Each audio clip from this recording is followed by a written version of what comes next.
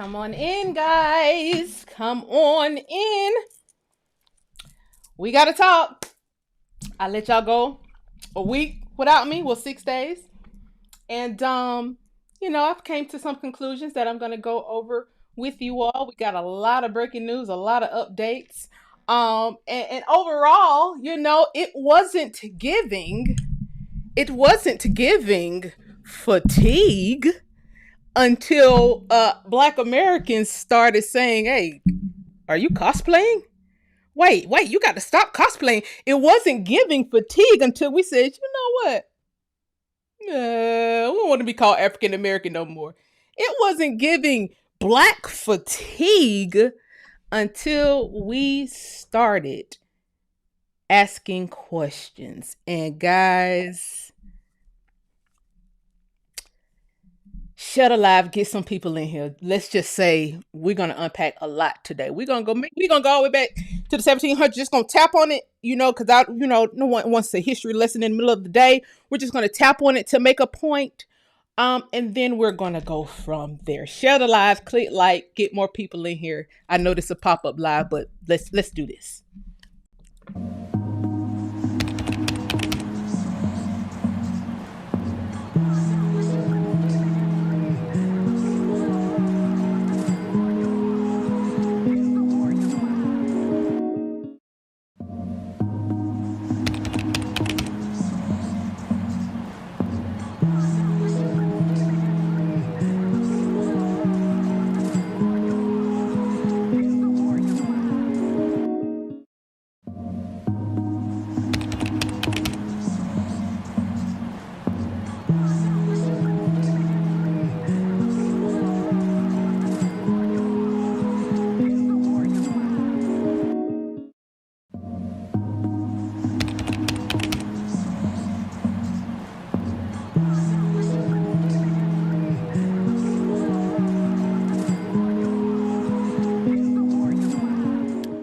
Load on in. Load on in. This is the middle of the day, so I do understand that I have to keep it a little clean.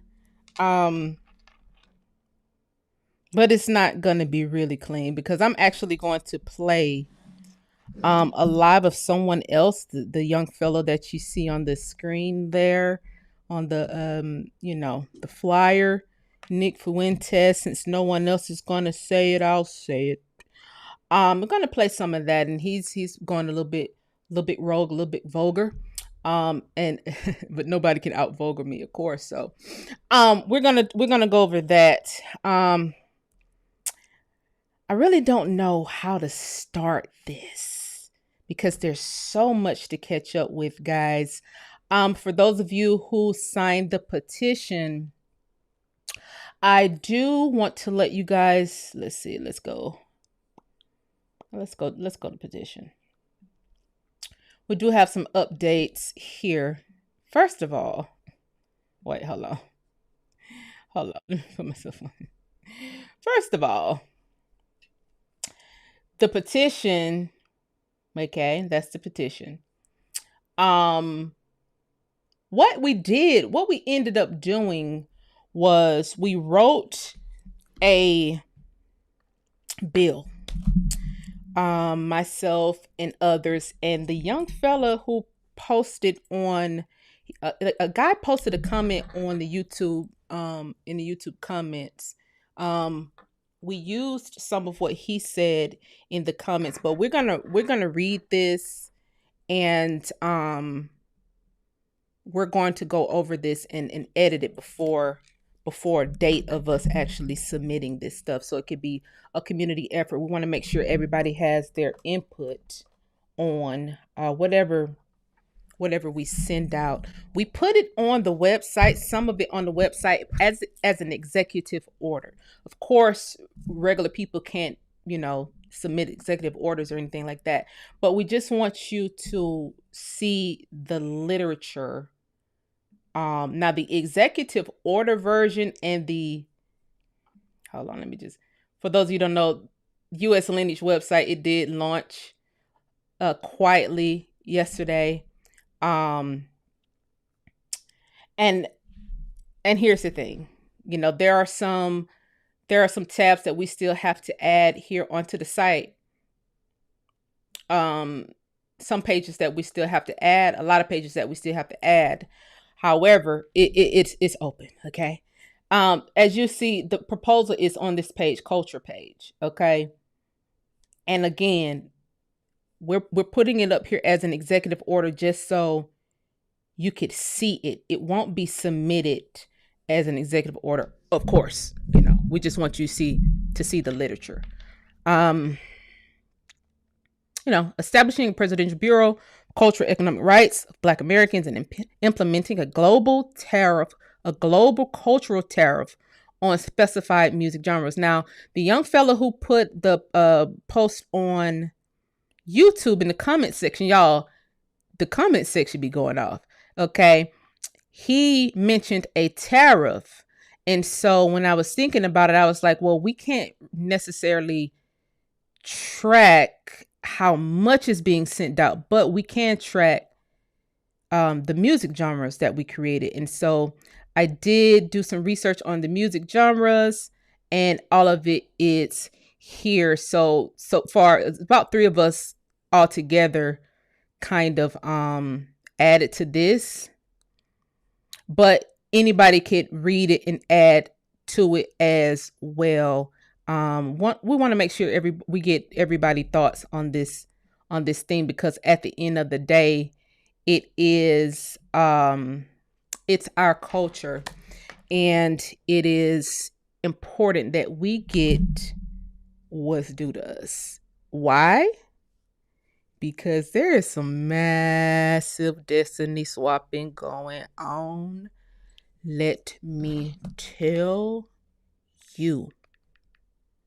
There is some massive destiny swapping going on. And I think people caught on to the destiny swapping, but I don't think nobody's breaking it fully down. So I'm going to break it down here today. Please continue to click like, get more people in here. I'm going to share some things with you as it relates to the website here. I'm looking for here it is. It's going to be kind of difficult to see, but I'm going to share this. I'm going to share this with you guys.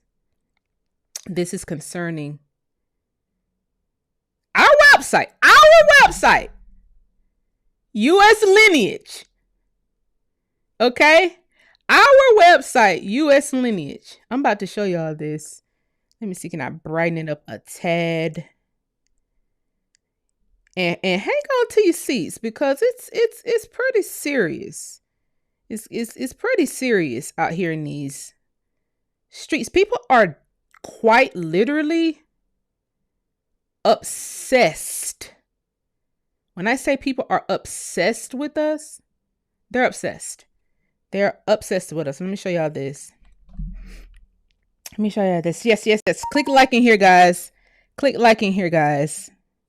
Let me show you this. Oh. Let me show y'all this.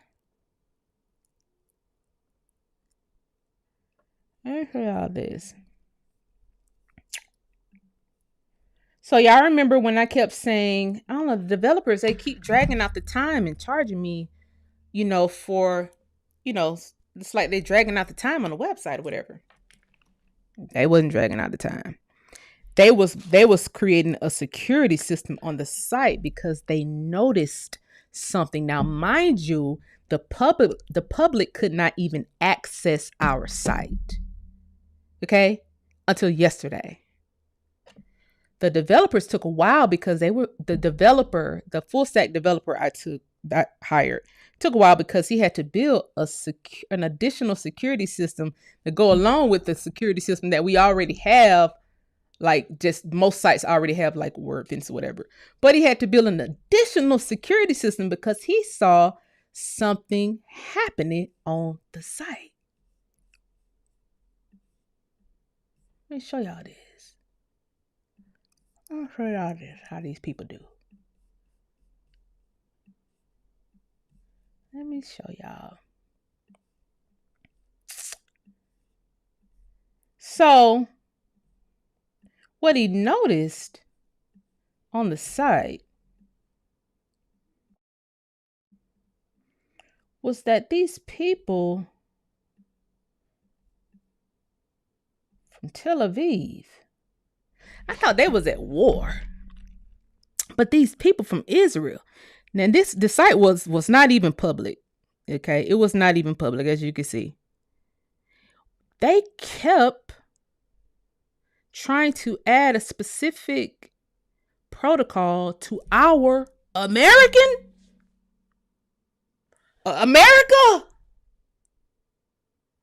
How did they even know about the site? You would have to be watching my live. You would have to be obsessed with me. You would have, because I didn't even make that I was building a website public. This is no public thing that I did outside of YouTube. They were trying to add a specific protocol to our site where once we launch, or even before we launch, they can slide everything off of our site to their servers. Not only that, they had a protocol, and I'm probably not explaining this all the way the correct way using all of the back-end developer terminology, but they had a way to bypass. They have a way to bypass any shop that you put on the site, any donation protocol that you put on the site, where they can literally swipe, like steal your money.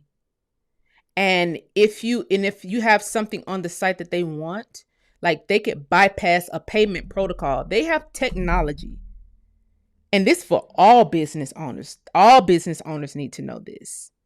They have technology that if you don't have certain security ramifications on your site, they can bypass a payment protocol, right? Just say you sell books, right? You sell t-shirts, and you see an order for 100 t-shirts.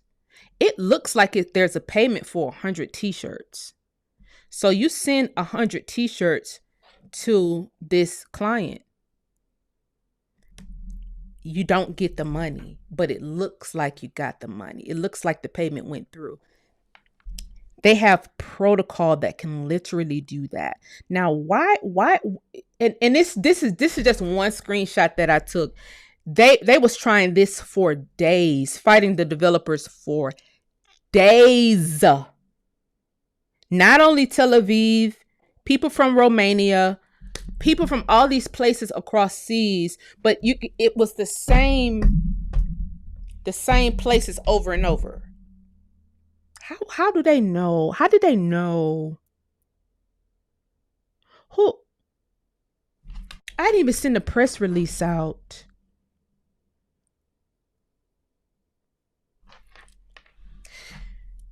When I say people are on, like, everything we do, there's somebody that's sitting back ready to copy it or clone it or find a way to try to destroy it. Oh, okay. So that's that. So now we got the website good and secured. Now that it's good and secured and airtight, we did launch we made it public on yesterday. It really doesn't launch until you send out the press release, but it's up, and it's a good site. It's really, really nice. I'm really, really excited about it. Really excited about it. Before the end of the week, I think you guys saw the homepage. I did have some photos for, you guys saw the homepage already, but we're going to go through some records today. So we will be using this site today. This photo, guys, I'm trolling. Make America Aboriginal again with the white boy skin turning black. I thought it was perfect. I thought it was perfect. So we will be searching databases today, and going over some stuff. So please please grab you a drink if you at work. Put your headphones in because I'm about to let y'all hear something really quickly, and then I'm going to break down this destiny swapping thing. So on Friday, I received an email from the Department of Justice. I actually reached out to them first, and then they got back to me on Friday via email. And the email was basically, my email was basically saying, I was seeing how much longer that it would take for me to get the facts of the case where I am clearly listed as a victim of this huge crime ring. Okay. I'm looking for all of these documents, guys. I'm looking for the documents. Like, I've been waiting for a long time. It's been months. And so the Department of Justice hit me back and was like, well, basically they're trying to see what they can show me. And that kind of, alarmed me a bit. Like, okay, you got me in your victim system. I have all these rights as a victim of this huge crime ring. Y'all done stole $500,000, close to $500,000 in Bitcoin. A few of my Bitcoin accounts, I can't even get in. Couldn't even log into the accounts, right?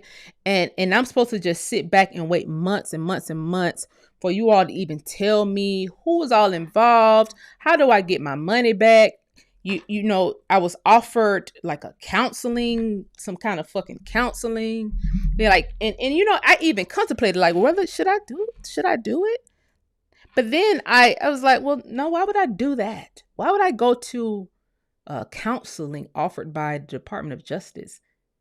What if the government was in on stealing my money? And it goes deeper than my money. My inventions got wiped out. I mean, I can't track it anywhere. I had 2 trademarks. I don't know where my trademarks are.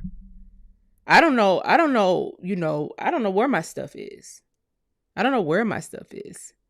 And so I'm supposed to just keep waiting on something that's been happening, according to the Department of Justice, from 2019 to 2025. Now, you may think you don't count in this story, but I'm about to show you do. From 2019 to 2025, this huge crime ring was operating, and the 2 people who are supposed to be indicted on the financial crime. Now, a crime ring has to be made up of more than 2 people, correct? The 2 people, I'm tracking them because, hey, y'all said I was a victim, and I knew something was happening to me. I knew a lot of stuff was happening to me. I just didn't know it was a part of a bigger picture, right? So one of the guys, he is in custody awaiting trial, and the other guy is posting on TikTok, both of Russian heritage, but working in Europe. One guy works for Life Brain. But before we get there, I want y'all to hear what Nick Fuentes said. Now, Nick Fuentes did a very controversial show. I guess it was Sunday night, and 70-some thousand people watching his show. And he said some stuff that piqued my ear. He told my whole story, but backwards.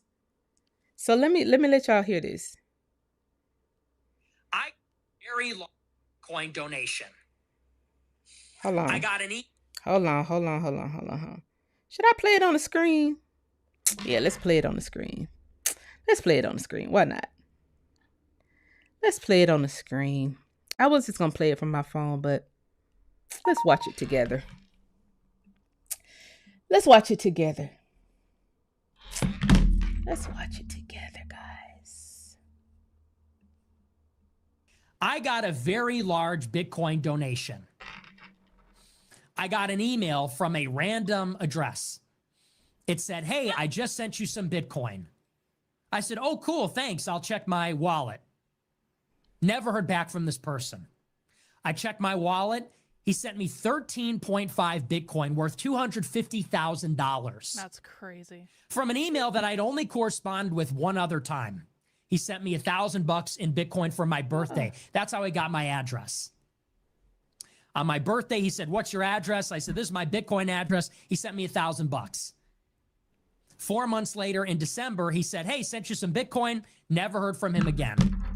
I sent him an email. I said, "Thank you so much. Let's get on a call." But I never heard back. It was a mystery. That is until after January 6th. Now, I thought about. Now let's go into his next video. Let's go into Nick's rant. Let's see. What else you had to say, Nick? Let's see what else Nick had to say in this same live. Let's see, Nick. There has to be one real nigga left in America, in this damn country. Are there any real niggas left that aren't doing advertisements for gold and fucking pills? Are there any real niggas left? So good at what he does. That actually got censored and banned on YouTube? Where's the real niggas? Yeah, And I'll die just to inspire another generation.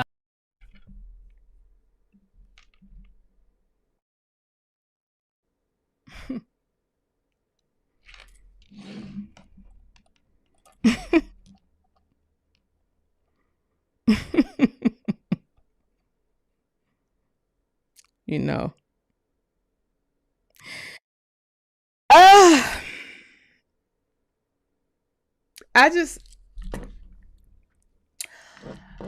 I don't know. It's giving Destiny Swap. It's giving, I don't know. It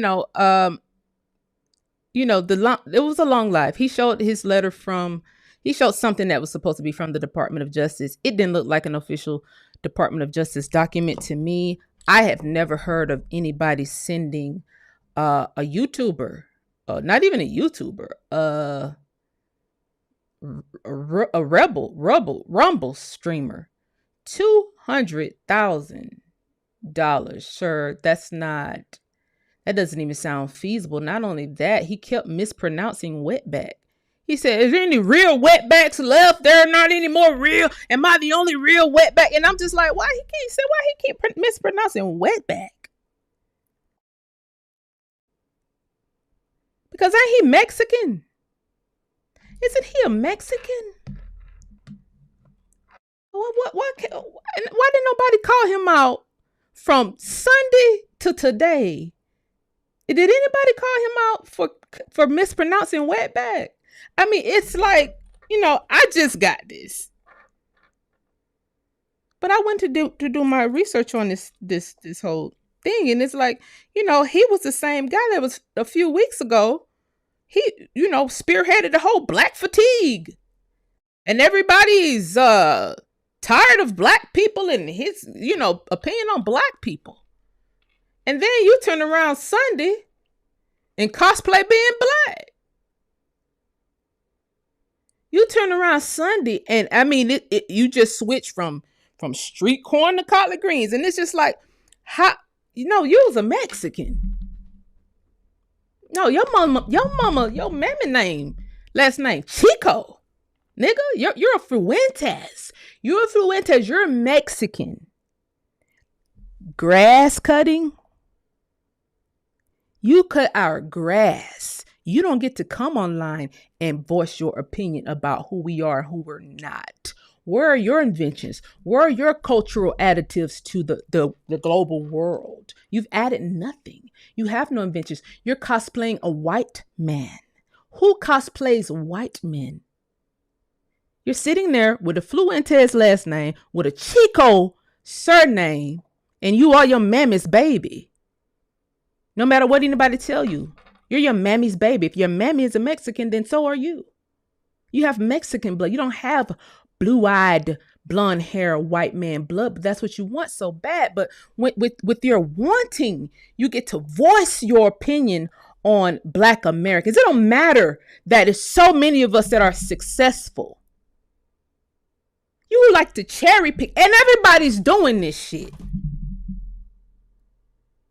cherry picking. Oh, there was okay. It's a black guy over there in the corner that's selling. Okay, that's right. Let's use him. Oh, okay. A black man just had a fight with some. Okay, yeah, let's use him. Cherry picking these characters in the community that does wrong to people and using that as a whole microscope for we hate black people. Black fatigue is real. And the comment section, exterminate black people. And I don't know why the Department of Defense ain't arresting these people, ain't on these people. I don't know why. I don't know why all these people aren't arrested. I don't know why people aren't arrested for even saying anything about black fatigue. That should be an arrestable offense for this goddamn Mexican to be a first generation. Just because you created a company called America First, that don't mean you're more American than black Americans, Negro Americans, coloreds. You don't get to offer your motherfucking opinion. You're barely here. Go down in the middle of O Block and offer your opinion. It's giving cartel. It's giving somebody needs to now question, was you a part of the cartels? Were you a part of all those little black boys who were getting killed up there in Chicago? Who all these unsolved murders up in that area where you hail since you hate niggas so much and you're the last real nigga left? Nigga, what? If you don't get your ass out there and pick out motherfucking strawberries, you're a strawberry picker, sir. And see, this is the problem that we have historically had with Mexicans. They historically want to be white. And this goes all the way back to the Nazi days with the SS Mexican crew. Yeah, they always wanted to be, they don't care about, they got a dark skin, great. You got a dark skin, great. They don't care about no grandmamas in their lineage. They don't care. They don't care about no bloodline. These same people, this same person will sit here and preach that he, want to preserve his pure bloodline. Nigga, you're a Mexican. That means one of your grandmoms is dark skin. You don't even have a pure bloodline. You can look at your eyes and tell you don't have a pure bloodline. You have a recessive eye color. It's actually quite weird. You have a alien-like eye color. But you're black fatigue one day, but you're a real nigga the next. I'm sorry. What part, did we miss something? Because see, that real nigga shit, talking that real nigga shit to get your ass bopped in the face. And that's what your friends should have told you. You won't be around no real nigga saying that. You'll be around little pussies saying that. You won't be around no real black Americans with that posture at all. You certainly won't be around no real men with that posture. And the men who were online kind of taking up for him, saying what he said was okay. Now we can really tell who is American and who's not. Because you won't never see a black American get online and say what that boy said was okay. You won't never. This nigga is a Jesus. He's a Jorge. Okay? Street corn. There's nothing about him that's black American, real nigga, or none of the other tropes that they put on us, and then we make them cool, then they come back thinking they can use it. No, you can't use that. You can't use that word. I don't know what make y'all motherfuckers think it's okay for y'all to say stuff like that. See, the Mexicans didn't make wetback cool. That was the joke that we put on them. See, cracker, y'all didn't make cracker cool. That was the joke that we put on y'all. Okay. Y'all took nigga from another group of people, then put it on us, and then we use it for something else. And then y'all said, oh, damn, that's a cool word. Then we start beating y'all ass for saying it. Then we stop beating y'all ass for saying it. Now y'all think you can say it. You still can't say it. Somebody just ain't bopped your ass in the throat yet. That's what it is. Okay. But while he was destiny swapping a black man on this show, instead of sending his ass out there in front of Home Depot waiting for a job, he revealed something to me. If somebody gave you over 200,000 in Bitcoin, you said you're a real nigga. Is there any real niggas left? Am I the only one that's being banned on media, social media, banned on YouTube? That show sound like me. That show was banned everywhere too. I mean, I was having money stolen out my personal account by the thousands, $9,000 at one time. That's along with the Bitcoin. That you can't really sit here and destiny swap with people and think you won't get called out, think you won't get no bad karma for that. I don't know who you was channeling, but imagine trying to channel a real nigga and I show up. Now, Nick said something else on his show about him getting death threats, and then I went and researched it because I the Bitcoin part perked my ears up. I'm like, well, damn! At the same time you was getting Bitcoin, my Bitcoin was being stolen. What are the goddamn odds of that? And I'm really shadow banned in real time. You're not. So I'm looking at this thing, right? And so I looked at the Nick story of him. You know, there's this photo of him that I guess it may be on his Wikipedia page or somewhere, of this killer that showed up to kill him, and he got a picture of the killer, and it's like, okay, killer showed up with a high point gun, with a damn bow and arrow in one hand and a high point gun in one hand with a helmet on. And that's the picture that we supposed to believe the guy showed up to your house like that to kill you. And even that part, I'm like, Nick is trying to throw someone off.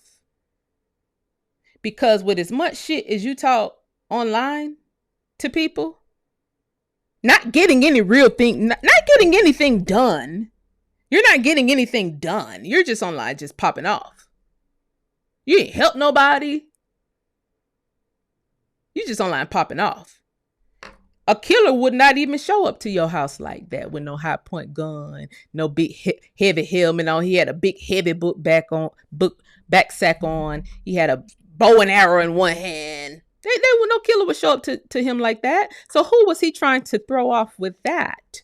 Because mercenaries don't show up like that for people like him. Mercenaries will show up in your attic and be sitting in your attic for a month.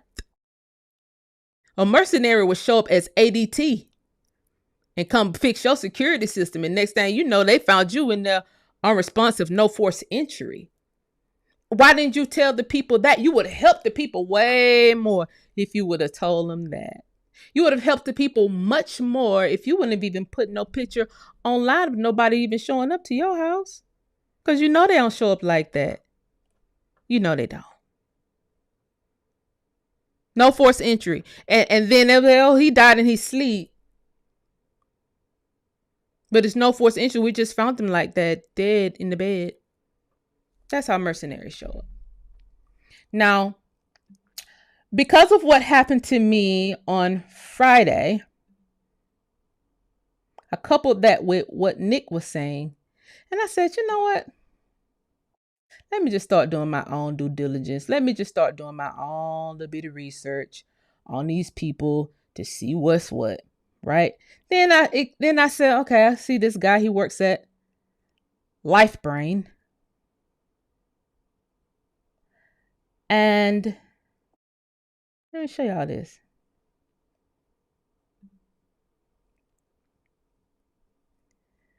Biomedical scientist, SARS-CoV-2. Mind you, this is the guy who's locked up, who I'm a victim of him. This is one of the guys. Okay, I can't see it.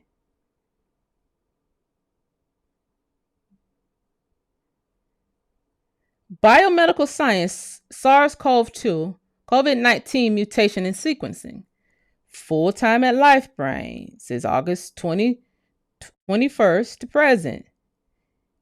Austria. He in Germany. But he is a Russian. And this is all he does. This is his job description. Sample preparations, pipetting, robots operation, automated RNA insulation, master mix preparation, RT-PCR-based virus strain detection, documentation, data evaluation, and validation of results, maintaining and co-designing of laboratory processing methods, establishing a new analytical method. Whoa. Now, how can I be a financial crime victim of this guy who who's a scientist? These are no regular people. This guy is a scientist, right? So I said, well, let me look up LifeBrain. Go to their website. It looks very much like, oh, it's just some, kind of Rudy Poot site. Nothing to it, right? Then I scroll all the way down to the bottom of the site, like you knew I would, right? And then I said, this is optimization the use of European brain imaging cohorts. LifeBrain is an international research project funded by the European Union Horizon 2020 program. I said, well, what is Horizon 2020? I went back to the European Union website. European Union Research Project under Horizon 2020, 2014 to 2020. Guys, this is I'm telling y'all how destiny swapping. This is destiny swapping to the max. Cause who was targeted with COVID? And it's so crazy how all this shit go back to COVID. Horizon 2020, the data sets contain information about projects and their results funded by the European Union under the Horizon 2020 framework program for research and innovation from 2014 to 2020. Now, mind you, after this 2020 Horizon, not 2020, after the period where this funding was up, they put another amount of funding up. And now it's $95 billion. Okay, the data set is composed of 6 different subsets.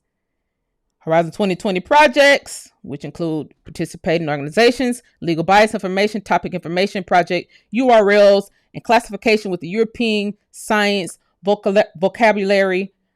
H2020 project IPR, intellectual property rights. The dataset only indicates patent data for awarded patents available in the dataset for European Patent Office. H2020 project deliverables. 2019 H2020 project publications. H2020 report summaries. And I just kind of just go into this stuff, right? And I look at all these patents they have. And my eyes went to the automobile patents. And I'm like, my patents disappeared.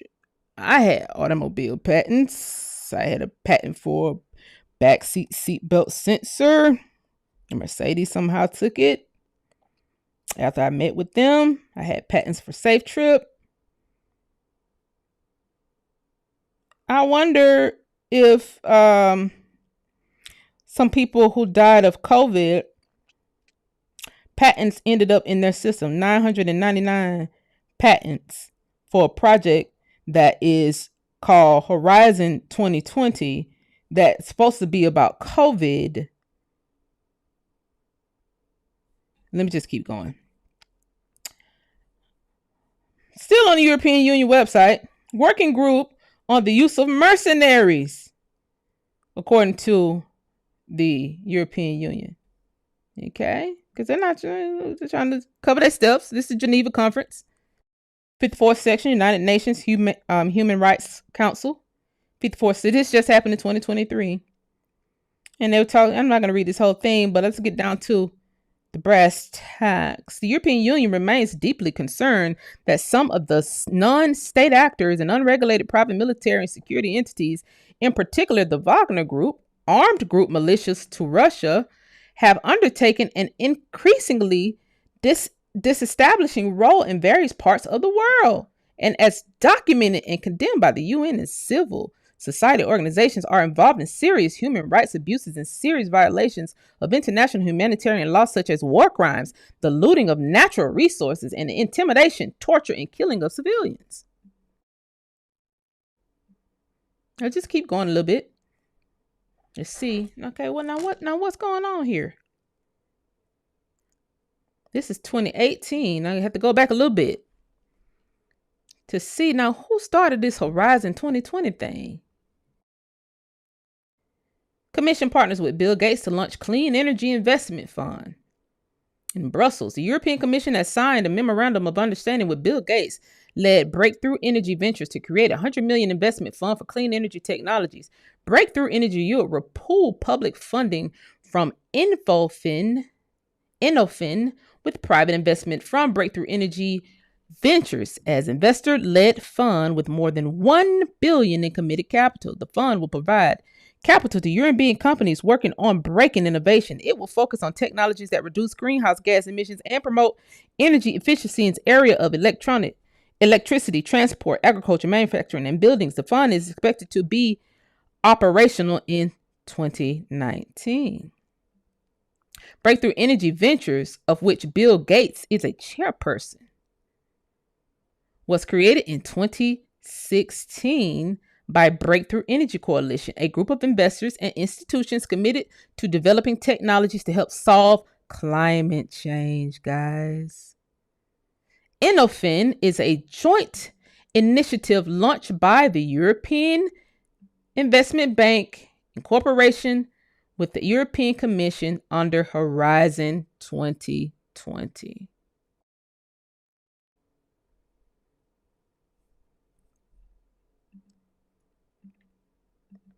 Wow.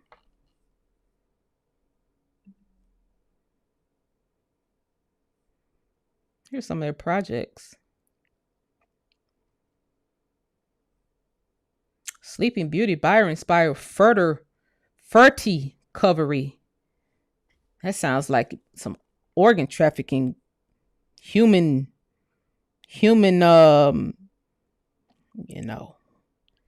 uteruses, maybe, perhaps. I don't know. I remember 97,000 black women went missing, and some of their uteruses was gone. But this is just really quick. Me really quickly researching this stuff. Interactive seeds. I don't know. That could be something y'all deal with men. I don't know. I don't know. Inbuilt fuel. I need everybody to put their eyes on this.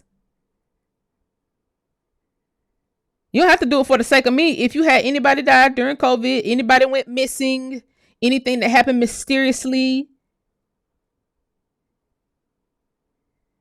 Oh no, it's these people look, Smart Chip, Stardust, Sea Live. What is all of this? Biorescue. Look at this shit, guys. Look at this. Wintrust. And here's the thing. Here's the thing.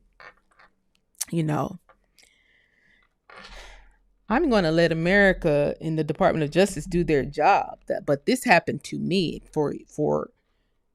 this has been happening to me for a long time. And I do recall in 2019, I did release Who Stole the Cookies, where I was directly talking to our people, Black Americans, about history.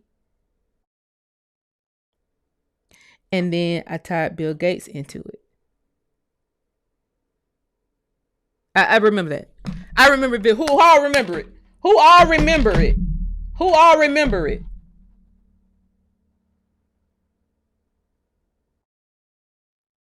Who all remember it? So when Nick Fuentes come to the internet and tell people, are there any real niggas left? Was anybody else targeted? Was anybody else shot banned and all this posturing bullshit he doing? We had 97,000 black women missing. We got an undisclosed amount, millions of black people who were murdered in hospitals straight out. Murdered straight out. And they called it COVID. But what they didn't say was it was $95 billion put up before they even launched it. Now, if a black girl, colored Negro, darky from Albany, Georgia, can be a victim of people who worked for it, and not no random ass. She's a victim of random ass people. No, I'm a victim of the big picture. No, my name is tied into the people who are going down for the big picture.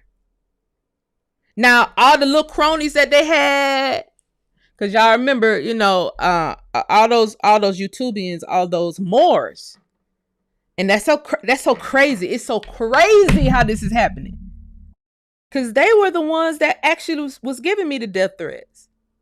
But it wouldn't be until 2025 where start seeing the overlords, and the overlords don't even look like them, and that goes to show you that white people don't really do their dirty work off top.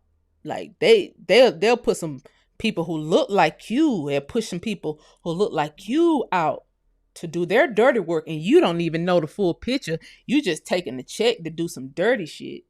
You don't know the full picture. You don't know it's millions of Black Americans about to die in the hospital while y'all targeting this girl who trying to tell them to start going in the hospital, while y'all targeting this girl for talking about history. And these people actually need to know that this play that they're doing has already happened. That's all I was breaking down in Who Sold the Cookies. Who Sold the Cookies was about history. It wasn't a documentary about Bill Gates, but I did touch on the Iran-Contra, how you put crack in our community to destabilize it for a purpose. That was my, research. I talked about the land in there. I talked about how we had land in there. At the same time, they were trying to build that pipeline. You remember, they were trying to build that pipeline, that oil pipeline that went from America all the way over across seas. The back doors all the way, totally back doors, right? Because you already aren't paying out any royalties. No royalties. You're not paying any royalties out to the people who have the patents on the land. You're not paying any royalties out to the family. But not unless you got to take it one step further. You about to build a whole pipeline. Well, you don't have to ask no questions after you build that pipeline. And then I recall the Native Americans saying Black people were being put in the pipelines, in the oil pipelines. I still haven't let that leave my mind yet. I'm like, with that. Well, you remember when the Native Americans was out, protesting the pipeline during COVID, and a little bit before COVID, like a year before, and then one of them said Black Americans are being put in the pipeline. I'm like, what the fuck made her say that? What would make her say that? That's interesting. What would make her say that, guys? The amount of organ harvesting that's being done, the amount of trafficking that has been done to our people, and it went unscathed during this era. I, in my mind, said it's because of heirs property. And I just will not let that go. And I think it's deeper than that. I think it's about our inventions too. What happened to all the people's property, all of their inventions, whatever they had patented, whatever they had left in their bank account? What happened to all of that when they died? Somebody wiped me out as if I was dead. Literally.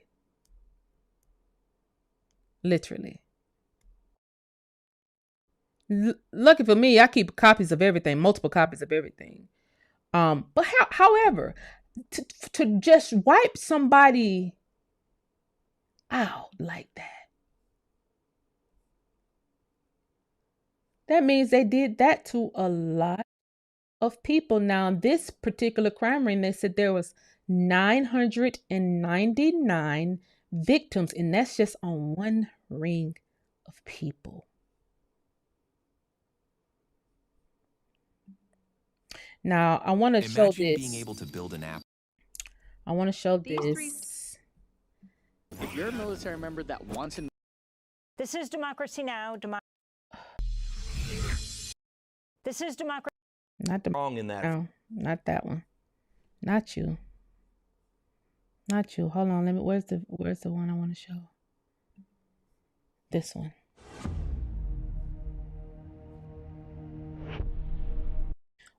There was a documentary done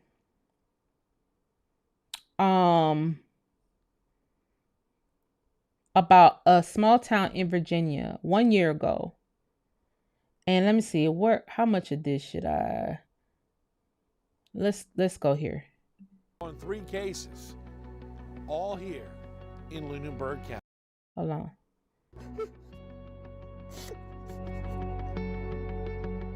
These are the faces of loved ones who suffered some of the most violent crimes or disappeared without a trace. Their families are still waiting for answers. On this Crime Insider Reopen the Case documentary, we focused on 3 cases, all here in Lunenburg County. 3 young black males, all connected to Center Street. And during that investigation, we discovered 3 additional suspicious deaths. All 6 have surprising connections.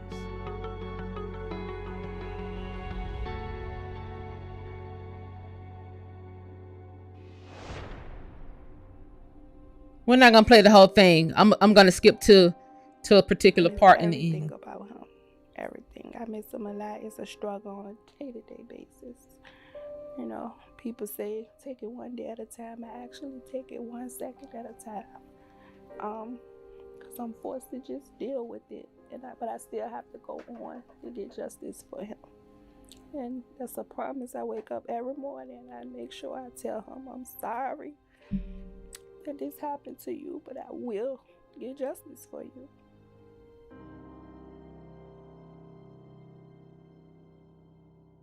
Well, 17-year-old Sion Carroll went missing November 2nd of 2022. His body found in a shallow grave, dismembered about 10 days later, actually on this road you see here behind me. Both arms and both legs. Both arms and both legs was dismembered. And he had a lot of chop wounds. Guys, please share this live. Boy.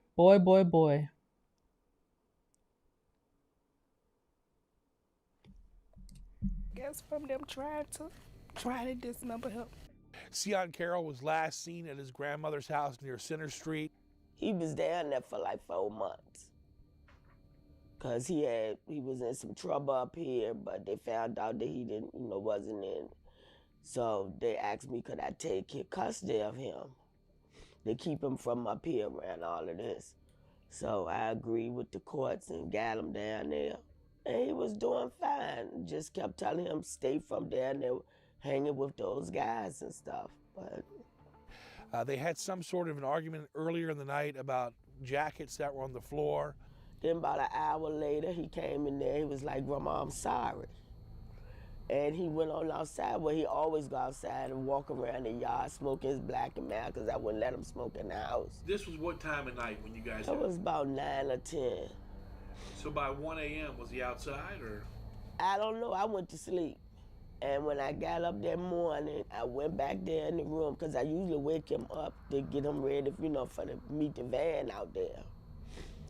And I said, well, maybe he already, went out there in the court the van. So I didn't think nothing else of it. So I went on, got ready, went to work, came back home. And I was like, he usually be in the house by the time I get off work. Now let's skip a little bit. Litter Robot Skip has through now it. solved the litter. We're gonna skip through this a little bit because I want to show y'all how all these stories connect. I have a question. Why hasn't anyone went into the home when there's a known sex offender that lives here and you don't need a warrant to go inside of this home? Let's see. And he proceeds to tell me that he's not technically considered a sex offender.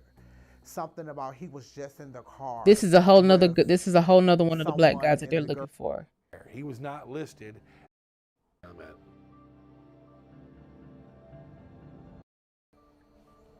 It's another lady that lives not too far from that house. Told us that her daughter was sitting on her back porch and she heard somebody in the woods screaming for help. And she called the police and they never showed up. Did y'all hear that one? Y'all heard about that? No, it gets weird. It was just too much land. The most mysterious thing in this case is how Sion was found. The chief at that time, as he told me, just had a feeling So I deem it by the grace of God, he happened to be. You would say CA Street, SEAY? Seaway? On this area, and once again, further investigation found that it to be a clandestine grave. In the dark, out of his jurisdiction, on a hunch, 3:30 in the morning, the woods behind me.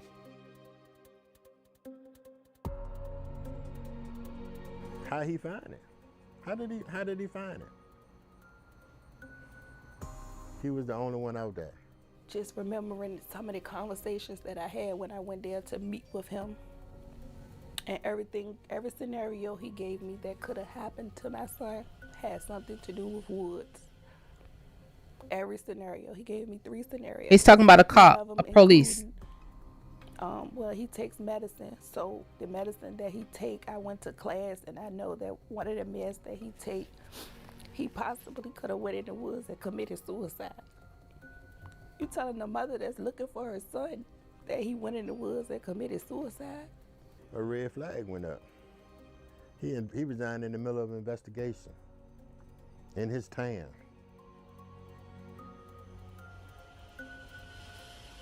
In his town. That don't look good.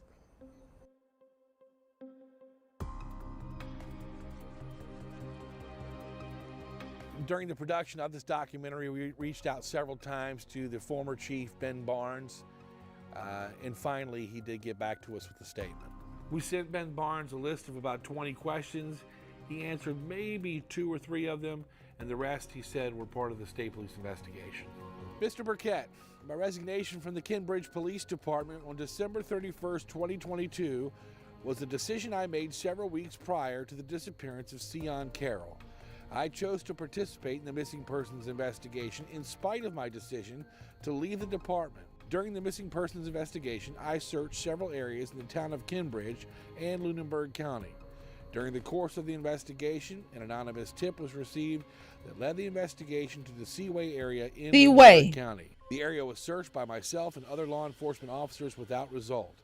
I believed a further search of the area was needed. During the further search of the area, I discovered the location of the remains. Information about the anonymous tip was previously withheld to protect the tipster and the security of the investigation. I will defer any further inquiry you have to the agency investigating the homicide, the Virginia State Police. Happy holidays to you and yours, and good luck with your story. Ben Barnes. The whole damn case is bizarre. I mean, I don't even know where you want to start at. You know, one thing we learned after interviewing grandmother is when I asked her if I was the first media interview she had, she goes, media interview? You're the first interview I had, period. It is odd. Wait, you've never been interviewed by the special agent? No. So you never talked to Kevin Jordan? No. Interviews have been conducted in this investigation. Some individuals have been interviewed more than once. We've actually had people that have voluntarily provided information. So investigators hadn't interrogated her, and mind you, she is the last person that saw Sion alive. Brandon Lee, he was there when family members were at the church. Let me skip up some. This is about 6 black guys. I'm trying to skip up to an older guy, an older man who did an interview. And that for people to say, oh, all black Americans don't have their dads. That's a lie. Because these kids had dads in their lives. These men, these boys. House washed, soaking wet when I got it back. The same exactly he had on when he murdered his wife. Yeah, when he was supposed to commit suicide.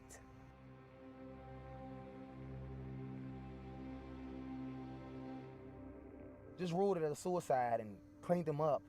Well, picked him up and put him in a damn body bag. Excuse my language. And just told everybody, let's back to normal. Blood up in the apartment. I had to see my mom clean my brother brain off to the floor, man. It's all right, though.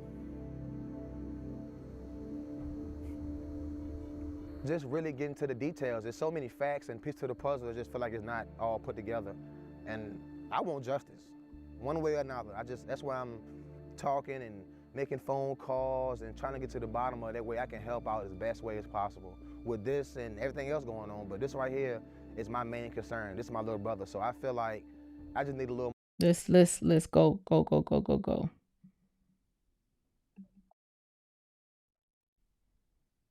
Where's that fella? Oh, here you go. I think this is the guy right here. I can play it from here. Wanted to see him alive, and that day that I saw. Check the man last name now. I believe he's out there.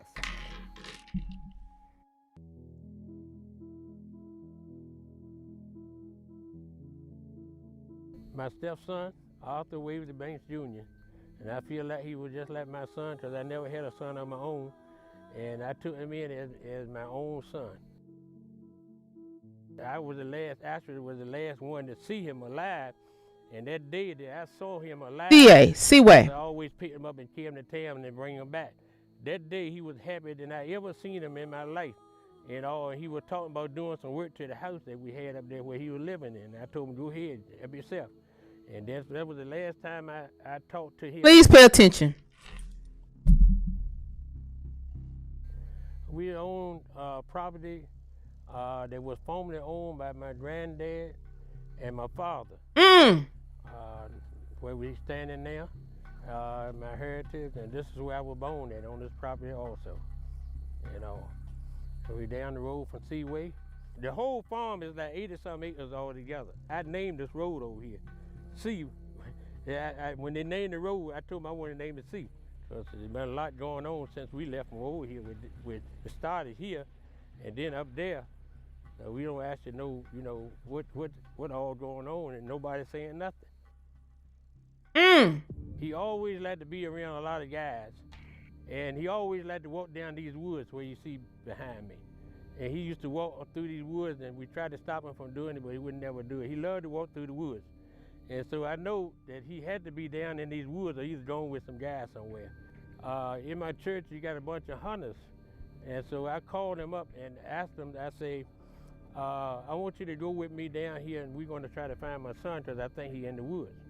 And so in the meantime, Moore, which was the Moore family, his son said that, called and said, we're not going to wait till you get from work. We're going to go ahead on down there now. And they walked down through the woods, and they found them hanging up in a tree. So the first thing they done was call the state police.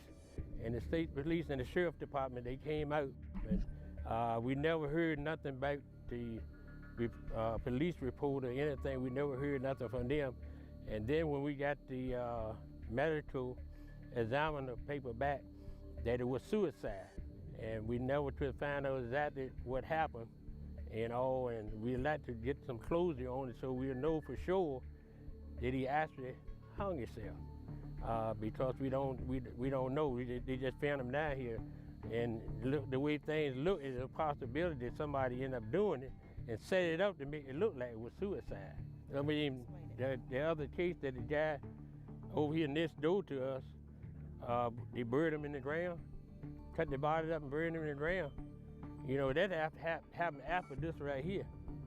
And so it don't add up that don't happen over there, and they're gonna bury him over on the same property when this.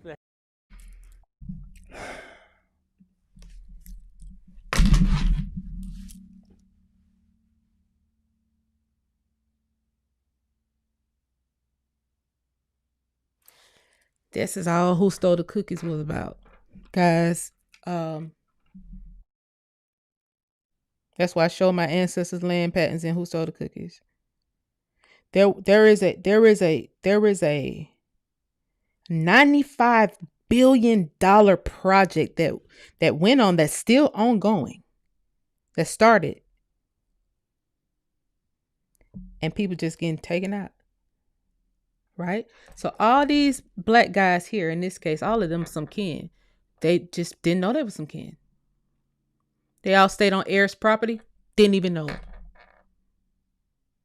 The OG, the one named the streets, he knew it was their family property, but the kids didn't know. The young men in the family didn't know. All the men in the family didn't know that. The whole city damn near is their heirs property. And so the police, who allegedly was the one that chopped that boy body up and buried them in a shallow grave, because they said if you go watch the entire documentary series on this particular little bitty small area in Virginia, the police was out there by himself, just said he felt a hunch. And you know, I said all that to say this. You don't know who's all in these police force. You don't know who's all in these hospitals. You don't know which scientists that's around you that could be a part of a major crime ring. 19 to 2025, I just found out I was a victim. I was just able to stay alive. It's no telling who all victims that was able to stay alive like us, and who was all victims that just ended up perishing because they're connected to some piece of land they either know they got or don't know they got, or they're connected to some thought process, or they're connected to some invention that some group of people across seas want. And then they'll put Americans in place to get it done.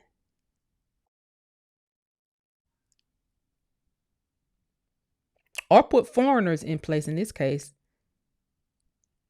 to get it done. It don't matter who, whether it's a foreigner or American or whoever, they put people in place to get the little footwork done. This project, this Horizon 2020 project, is a zero carbon emission project, guys. Zero carbon. I have been saying this from the start. We make carbon. We produce carbon. We breathe out CO2. Anybody who made melanin is a carbon. You breathe out CO2. You breathe in oxygen and you breathe out CO2. So that was a doggy whistle to me from the start. Why would there be zero carbon emissions as long as you have dark people on this planet, as long as you have us living on our earth? You will have CO2. And how is this even an issue when you fly in private jets all over the friendly skies, dumping out more CO2 than anybody could ever breathe out? And then how could this be an issue when if it wasn't for CO2, the trees wouldn't be green? It was never about CO2. It was never about any green energy. It was never about any of that clean energy, green energy. It was never about any of that. These were mercenary units that wanted to kill off people. They're still doing this now. That's why you can have a black fatigue campaign going on and the government does nothing to stop it, to stop people from these stupid talking points, to stop people from making death threats like, oh yes, exterminate all the blacks in the comment section. We've done nothing to nobody. We've done nothing to nobody. Nothing. We've done nothing to nobody. Nothing.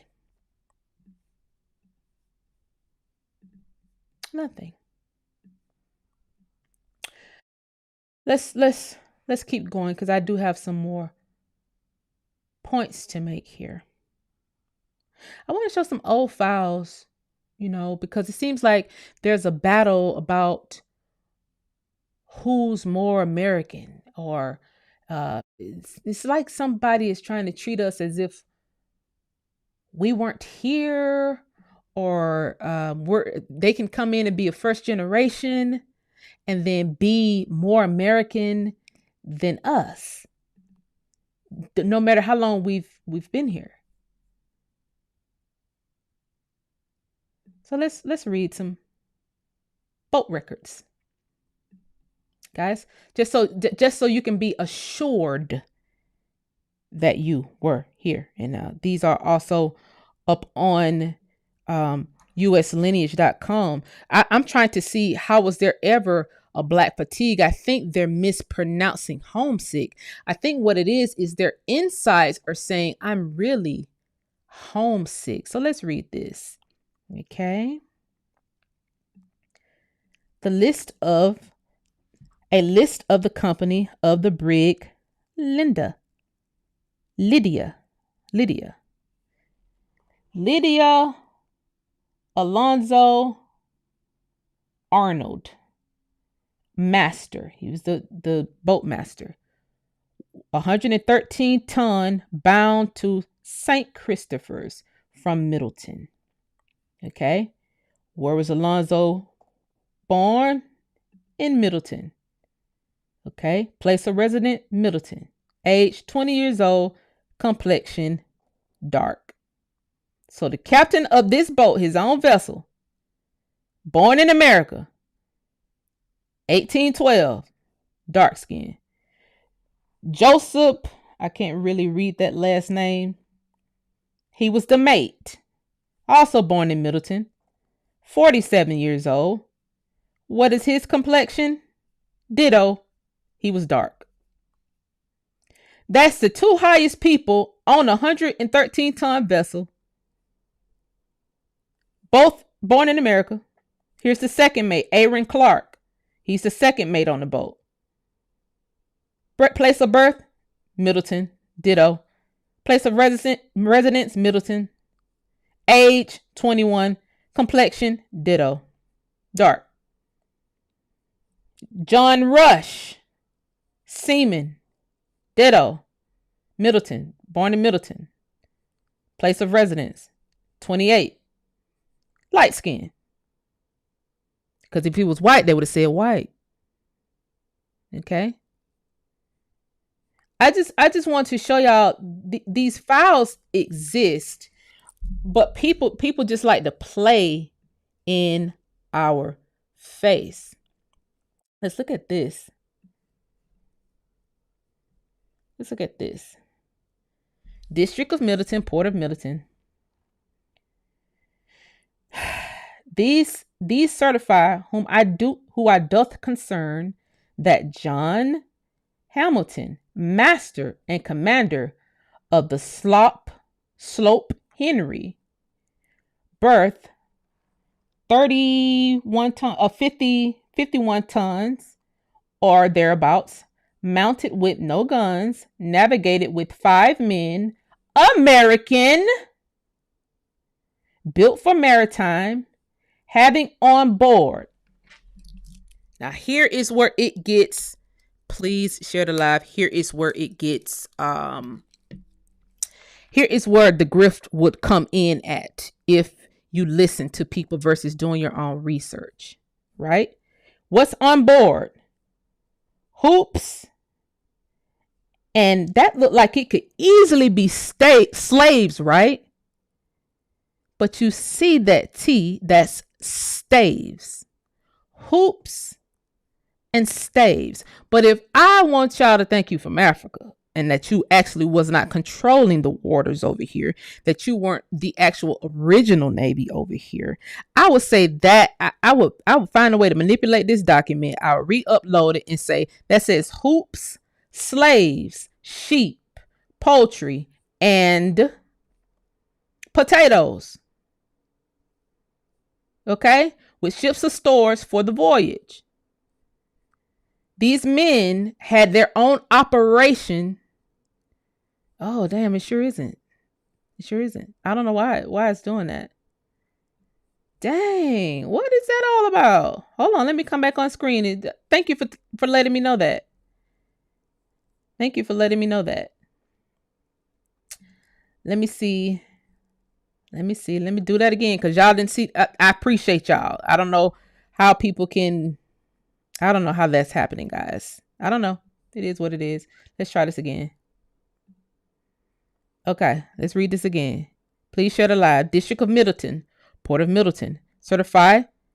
These certify whom I doth concern that John Hamilton, master or conductor of the Slope Henry, birth 51 tons or thereabouts, mounted with no guns, navigated with 5 men, American, okay, bound for Martinique, having on board hoops and staves that could easily, like I said, that could easily say slaves if you just remove that. Can y'all see it now? What I'm saying? Hoops and staves, but that could don't worry. I got you. Don't worry. I got you. I know y'all saw it. I got you. Cause see, people will try to play in our face and edit these documents. That's why it's always, and I can see why they would try to stop me from having a website with billions of original files on it. Cause I pulled them directly off of the Lineage Bureau. U.S. lineage. I pulled them directly from our database, right? But see, they're going to try to build a new database, erase and re-upload. That's what they do with a lot of these databases, like Ancestry, these independent companies. Re-upload that file, and it's going to say slaves. But let me show you what it is. And this is easily researchable. Hoops and staves. That's what it is. Barrels. You can even see whole companies called Hoops, Stave, and Hoop. That's what this is. Stave and Hoops. So this is what was on the boat. Staves and hoops and chickens and all kind of stuff that our people were already over here, had their own operation going on.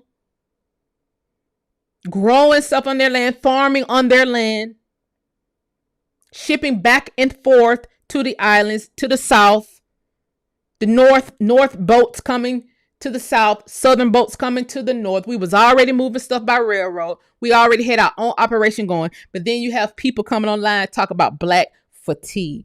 I'll show you black fatigue. Okay? I'll show you black fatigue. I'll show it to you. If you want to see it, I'll show it to you. Let's show them black fatigue. Okay? Since everybody is fatigued, I pulled up a few files on a website. And here it is. Here the thing is, when as it relates to your American dream, your slice of the American pie, our slice of the American pie is actually our lineage. Because everybody from every country is over here wanting to destiny swap. And it's disgusting. This is a file set concerning marriages, guys, at the Panama Canal. Did y'all know during the 19th century, the early 1900s, foreigners was coming to the Panama Canal to get married? It's entire file sets, and you can Google it. Google Panama Canal marriages. They were kidnapping people from America, taking them down to the Panama Canal, and marrying them so that they can be American. And it's a whole file set. I got the whole entire file set of people. And when you start looking at the file set, it is so many Germans. It's so many people from Russia, so many people from all over that could not get into America. But the closest thing they could get to was Panama. I also want to show y'all something else concerning black fatigue. Because like I said, it is really not black fatigue. It's that they're homesick. Inside, they're homesick. And they really could just go home. And they wouldn't even feel any black fatigue. They wouldn't even see us. Because they didn't say there was African fatigue. They said they tired of black Americans. Well, you're over here on our land where we have the oldest records. You're in our land where we have the oldest records. So that means you have to go. We don't have to go nowhere. You got to prove you was over here. You got to prove you was over. So let me show y'all. Because on the line, I'm gonna call our website On the Line. Okay. On the Line, I put I actually put the unredacted Epstein files on the line. You will see those. Those are, I put those for free. They're free. They're free on the line. So it's a section on the website where I'll be uploading just a lot of different files for your viewing pleasure. And it'll be here. Where did I put it? Policies. It's on the policies. So on this side, you'll see a lot of different files. They'll eventually pop up here, but my screen is doing something very strange. See how these files has popped up? They'll eventually pop up here, a lot of stuff for your viewing pleasure. And I'll keep loading these in. Or I might even find another way to load them in. But I did decide to put the unredacted Epstein files on the line. Also, the entire crime bill is on the line. I also put a book on the line. Federal Indian laws on the line. So people will know what all you are up against. I did put that bill, that Freedmen's Bureau bill that I read on the line. This is the crime bill. And when you go to this page, you could see they said my screen is freezing. My screen is freezing. I don't know why it's doing that, guys. I got perfect internet service, so I just don't know. But you could do it here like this, and then it'll open up the full page. Okay. I don't know. Maybe I have to keep doing it like this. Maybe I have to keep doing this in order to make the screen move. That's crazy. You can open up the full page that way. Magnifying glass. All of this is on the Lineage Bureau. You can print it. You can save it. Skip pages. All of that good stuff. You know. And so I'll keep loading in documents here for your viewing pleasure. I did put a book on here. One of the books.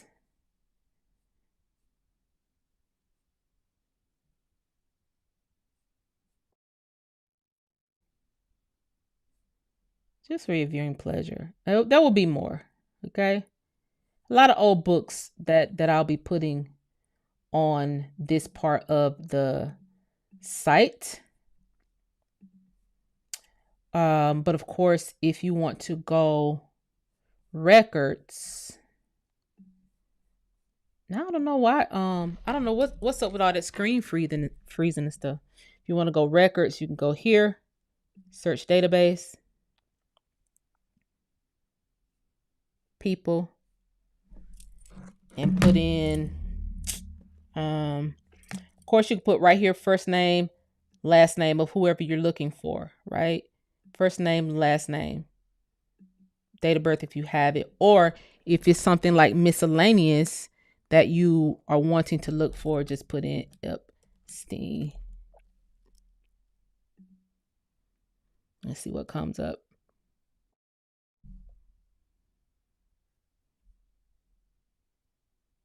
Voila.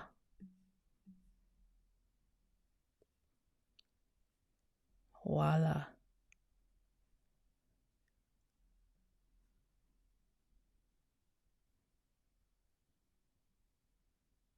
Okay. Got 27,128. And see, the thing about this is a lot of these people, federal prohibition agent, a lot of these people, this Epstein was actually, I just showed that as an example. I just typed that name in as an example. But these Epsteins was actually very much Russian. They were Russian. and their records are still over here in America. They're naturalization records. So for people to say we are fatigued and you are one generation from having naturalization records, that means you could just go home if you're tired. You have naturalization records on file for your bloodline. That means you're not from here. That means you're from somewhere else. So if you're fatigued, if you have Black fatigue, that means you should go home. Roger. I wanted to read y'all something from a excerpt from a book that I found. And I'm tell you about the U.S. Lineage Bureau. Once you log in, once you sign up, this is not a website where you could, this is a research website. You should go in from a laptop or an iPad because you're going to need to use the back button. Okay. These are a lot of files. These are billions of records. And this is not something that you could do in a month. All these records on this site, we could be at our computer 24 hours a day, nonstop, and it'll be 10, 20 years before we look at all these records. That's just how many records it is. So when a whole group of Israelis, people from Israel, are actively trying to stop me from getting this to the public, it makes me want to go even harder. Like, why would you do that? Because the developer could have had the site built in a week. Why would you do that? And for those of you who came in late, I showed it at the front of the show how Israel was trying to hack into the site. Israel IP addresses from Tel Aviv, Israel. That's before I haven't even made it public. The site was not public. They were trying to get into the site, put stuff on the site to stop me from being able to get this done. Now they stopped me the first time because I just really didn't know I was being. I knew I was being targeted, but I just didn't know where the tax was coming from. But now I'm a little bit. I'm very much woke. So I look at everybody. I don't care what skin color you are. I'm looking. And I was able to really, well, the developer was able to catch it and stomp it out because he thought it was bizarre. I'm thinking wow, I thought Israel was at war right now. They're not at war. They sitting here in Black American business trying to stop me from getting the damn files to other Black Americans, keeping them, because how Ancestry and all these sites work, right? They have access to these same files. They just don't show them. And how they do that is they make this huge box. You see, we only got a box, 4 fields. They make all these fields. And actually, when you go into research facilities, real research facilities, they don't have all those fields. And when you do it like that, it targets what will show, what will be shown to you. And so a lot of the files that you may need to see that's related to the file set that you're looking at, you're not going to see them. You cannot go into Ancestry and search CIA files. You can go into our website and search CIA files. Literally. I can show you. And it's not that they don't have access to it. They're just not going to show you. They're just not going to show you. Us, rather. And then you can even pay for the top tier on Ancestry website, and they're still not going to show you. It's 89,000 CIA files in here alone. It's this is a site. We built this site for researchers because, see, this goes beyond. This goes beyond our Ancestry. This goes beyond our census. Ancestry's lowest tier, I guess they got the world. I don't know what they got. I know I haven't been on there in a while, but they have like a couple of tiers. But their lowest tier is just census records. That's what most people don't understand. Ancestry's lowest tier on their website, I like it. I think it's $30 a month. That's literally just census records. Literally. Well, it's not just census records. It's like birth certificates. It's vital statistics, basically. It's just vital statistics. But what everything that happened with us, we need everything. See, we need to be able to put all of the pieces of the puzzle together. When you're missing land and all that kind of stuff, you need to be able to put all of the pieces. You need to be able to go into court cases. Somebody just gave me a thumbs down. That's crazy. That's crazy. You don't know the hell that I have been through for this. That is crazy. You need to be able to search all of the records. Now, of course, you put in the family member's name. Let's say,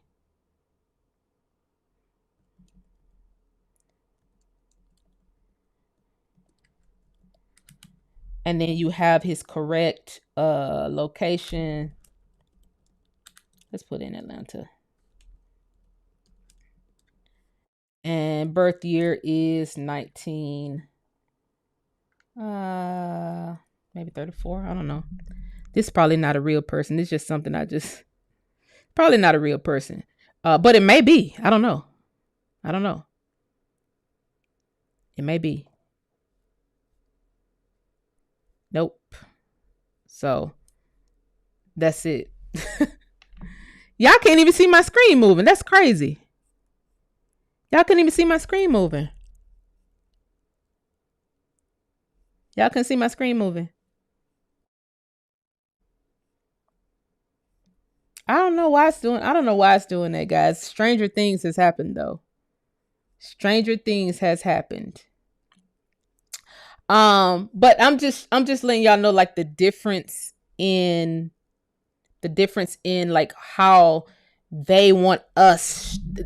They target the files that they're showing to us based on the story that they've told us, if that makes sense.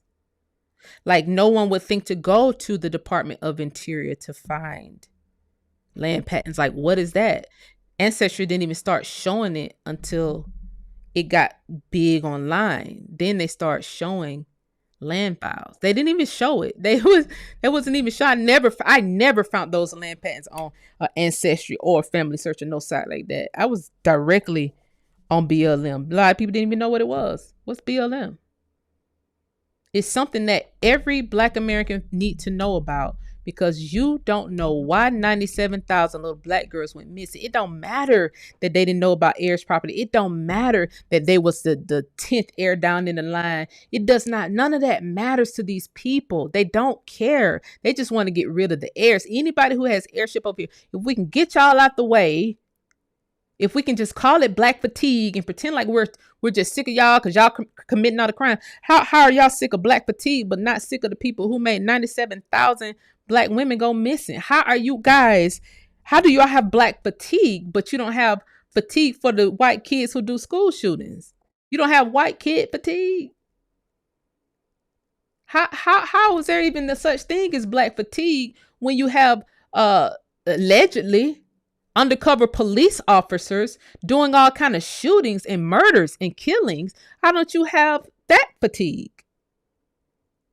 Because this documentary here said that the police did that.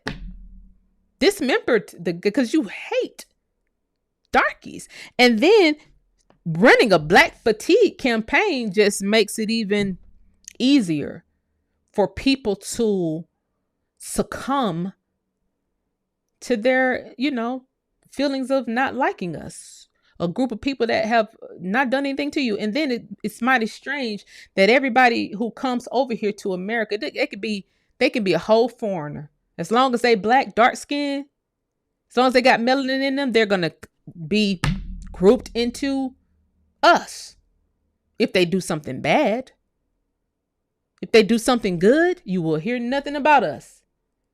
And that goes with the white power structure, the everybody. They all do that. They all do that for some reason. For some reason, they all do that.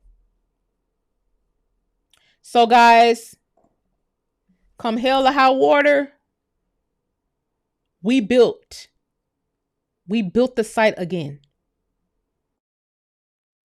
And it's protected, good and protected. And for Israel or whoever, even a rogue ass American may think they're going to try. We're going to send you straight to the feds, because guess what? That's a crime. It's a crime. That's a crime. That's a federal crime. Okay. Now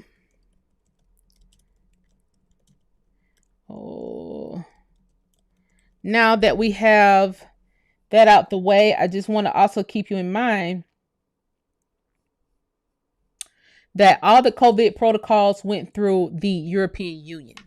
That being said, with the amount of us that died, we was the highest group of people that were targeted during COVID and offed during this era of COVID. And now that we have a group called Horizon 2020 that was funded directly by Bill Gates, they was going to hide that whole group, guys.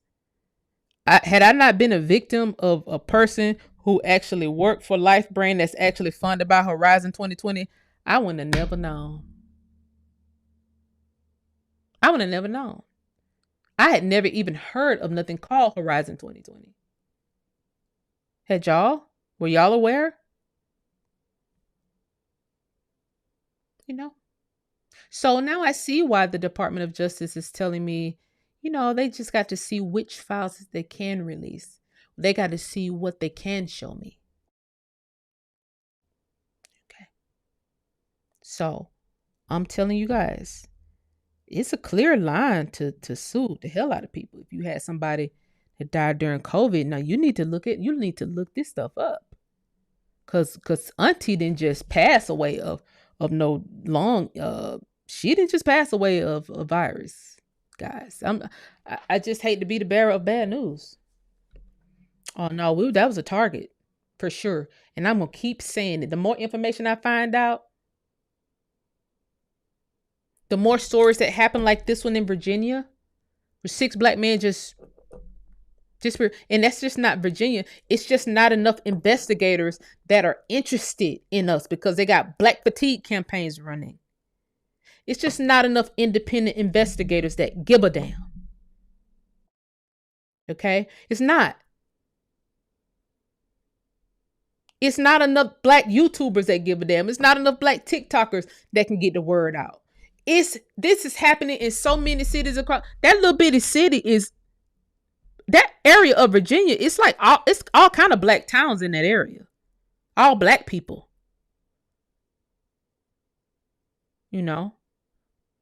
With getting taken out under the cover of darkness. So when a weird white guy sits here on Rumble, say, are there any real niggas left? Would you like to, and you have black fatigue, would you like to discuss what's happening with all the ones that are disappearing? Because it looks like you're running a diversion campaign to keep the murders going. Because why would you say that? What have black people done to you? It looks like you would keep this black fatigue campaign going because you have an audience of white people watching you, and you would like to put a battery in their back so that they can do bullshit. Because see, we are not looking for shit like that to happen to us. We be minding our own business. We got our own problems to deal with. We got our own family to deal with. We don't have any kind of incentive. We don't have any kind of incentive to sit here and target another black American and just kill them like that. We don't have any incentive to dismember another black American person. What incentive do we have to do a heinous crime like that? The DA of Fonnie Willis here in Atlanta, she just talked about a case just yesterday on the news, a cold case of a black woman from Atlanta that they just solved the crime here recently. They found the lady with her feet cut off, her hands cut off, and her head missing, cut off, away from her body. They said the person came down from New York, befriended her, and assumed her identity And so for years, the person that they cut their hands off, their feet off, their head off, burned the body in the back, burned her torso in a bag and had it on the side of the street.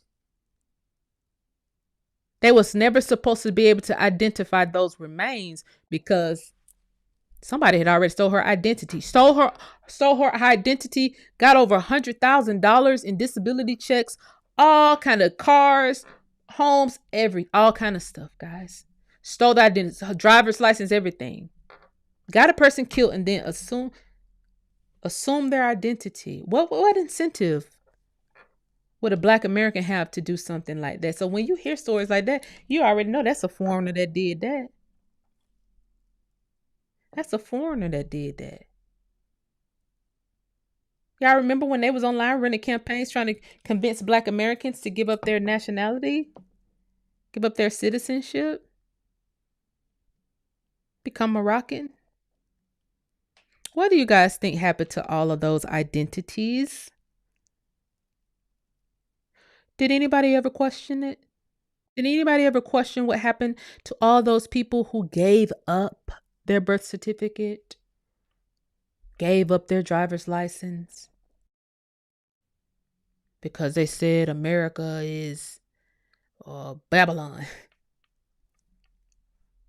America is Al-Maru, and we need to be Moroccan subjects. All that kind of bullshit. Did you know that Moroccans are the ones who started the African Union?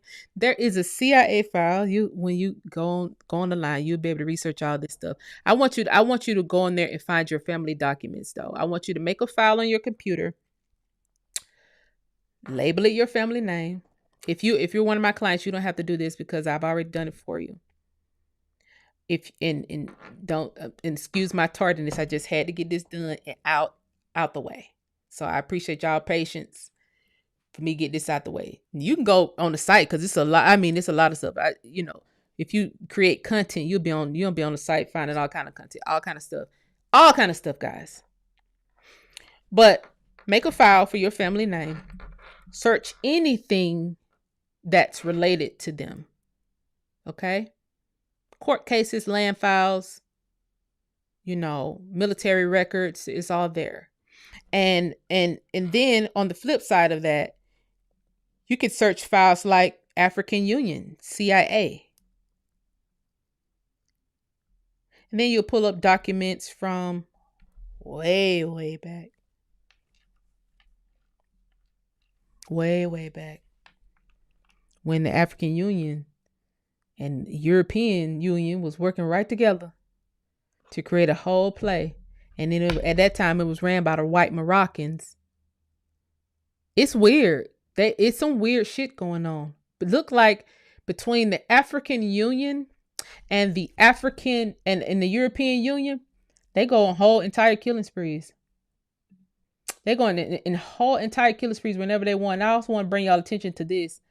Office of Inspector General, the USA active and ongoing investigation involving U.S. funded foreign assistance. This is going on now, May 2025. Okay. Indictment of Syrian national for diverting $9 million in aid funded to Al Qaeda affiliate. 12-count indictment. $9 million in US dollars, guys. But there's no Al Qaeda fatigue. Okay. Global Grant Fund, $3 million false claims act settlement with Kim Mechanics. No fatigue for these people, okay? Sentencing COVID relief fraud. No fatigue. No fatigue for these people now. Okay? $105 million contract. Ethiopian food aid diversion. Ain't no Ethiopian fatigue. Ukrainian aid fraud. No Ukrainian fatigue. Where's the Ukrainian fatigue? Okay, these are ongoing investigations. So, you haven't found us doing anything even similar. anything even similar. And another thing I put on the line for you guys to see, it's this document, Nazi German. Did I put this on the line? I don't know if I put this on the line, but I'll put it on the line. And this is really, yeah, I think I did put this on the line. Nazi Germany's race laws, the United States and the American Indians. What's going on now, guys, with these people coming over here targeting us? It's very reminiscent of what Hitler was doing. And mind you, look, American Indians, Black Americans. Okay, so let's just so that you won't be confused. Let me do this again, because I see my screen is frozen. I don't know why I keep doing that. American Indians, but this is the thing is about Black Americans. But Hitler called us American Indians. We were still the Indians at that time, okay? And they was talking about full discrimination that we were facing. And then Hitler took the playbook from America, and then he did the playbook in Germany. And it looks like somebody has taken the playbook, and then they came over here and did it during COVID, and they're still doing it now. But for somehow it's fatigue on us. You know? How I came here to tell you guys. Don't let anybody pull no fatigue, no Black fatigue. More of you need to start speaking out. More of you need to start searching for your families, making folders, okay? The website is uslineage.com. uslineage.com. And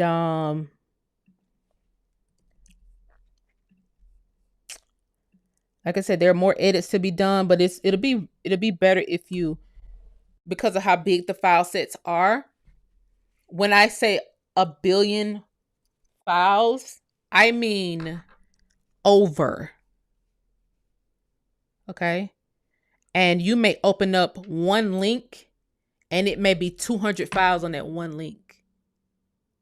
So, like I said, I'll do another clean live explaining how to search the line, because it's different from an ancestry. It's very different. This is a website for researchers, people who want to know the truth about everything. You know, people who, it'll be good if you're an investigator, if you're a private investigator, it's a good research tool for private investigators, because it's kind of got everything in one place. You know, if you are investigating some for your family, about your family, or somebody who may have went missing in your family, if it's archived in any government website, it'll pull up. Even government websites that aren't active anymore. I have the Clinton files on here, the Clinton entire library on there. So anything that happened during the Clinton administration, that's how I was able to pull that crime bill. It's all kind of documents on Clinton where they was scrabbling through stuff. I guess they was trying to write a book. It's like a mock book on there where they have all the edits. The only thing is they uploaded it into Clinton's server. So, you know, that stuff ends up online forever. It ends up online forever.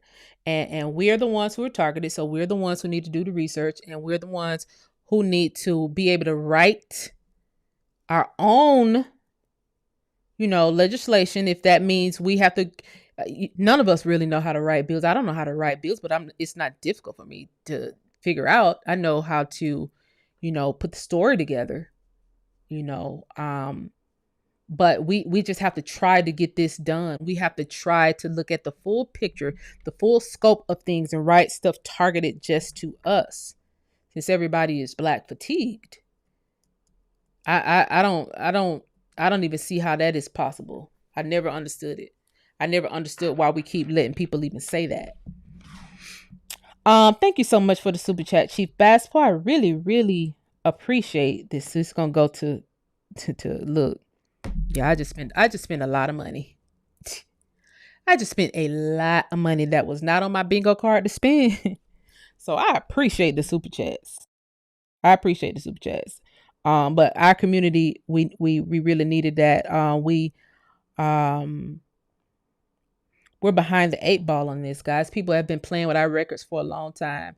You're gonna see some records on there. Pull, of course, all the ancestry records on there. Everything that they ever had archived is on there. The difference between our site and ancestry is a lot.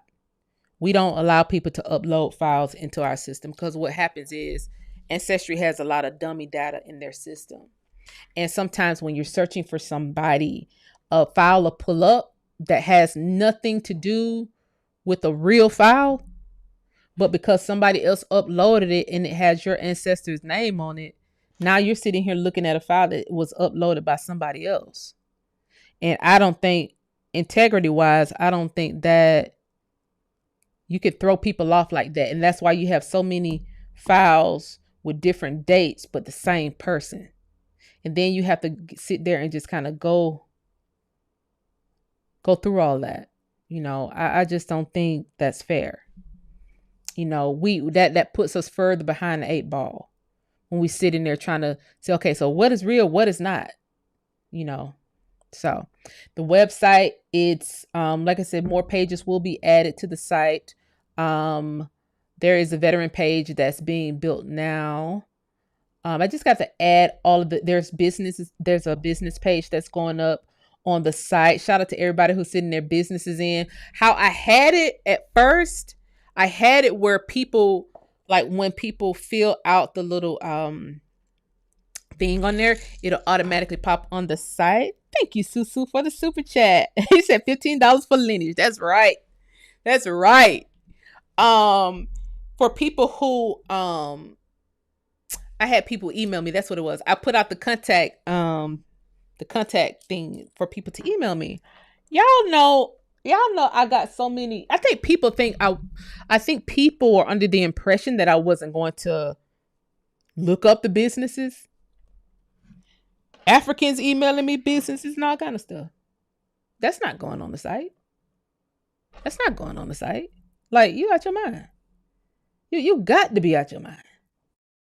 You got to be out your mind. So on the line right now, I keep calling the site on the line for short. On the line right now, it says Black American owned businesses only. Okay. And so this is going to eventually be taken down. And then it's a whole portal that's going to load where you'll see the businesses and stuff pop up there. And I think, and not only, it's not going to just be on the website, just sitting idle. No, this stuff is going out via email, and we're going to have people sign up. If you got text, if you like, put your phone number in the site so you can get some text messages. We're going to try to go and broker some discounts at some places. It's just things that I kind of have in mind of how we can move the line, hashtag the line. Okay. You're going to find a lot of stuff on the line. Okay. Just keep me in mind. Okay. Keep your girl in mind. Let people know that we got some good going over here. Don't be scared to credit me. I put a lot of hard work in this and a lot of money. Okay. A lot of money. Jesus Christ. And we're not done yet. We ain't even done building the site yet. So, the businesses will be loaded onto there where people can, utilize that. I think I'm going to open up a shop on the line, and open it up to people who have merchandise so that we can shop with each other on the line. I just don't know how that would work, because I don't want to be responsible for giving nobody payouts when somebody buys some of their products. So I just don't want to be responsible for that. So I may do it some other kind of way where we have some products on there and it's like a revenue share type deal. But I will put a shop up eventually. So if people, I don't know, I just don't know how I would do it.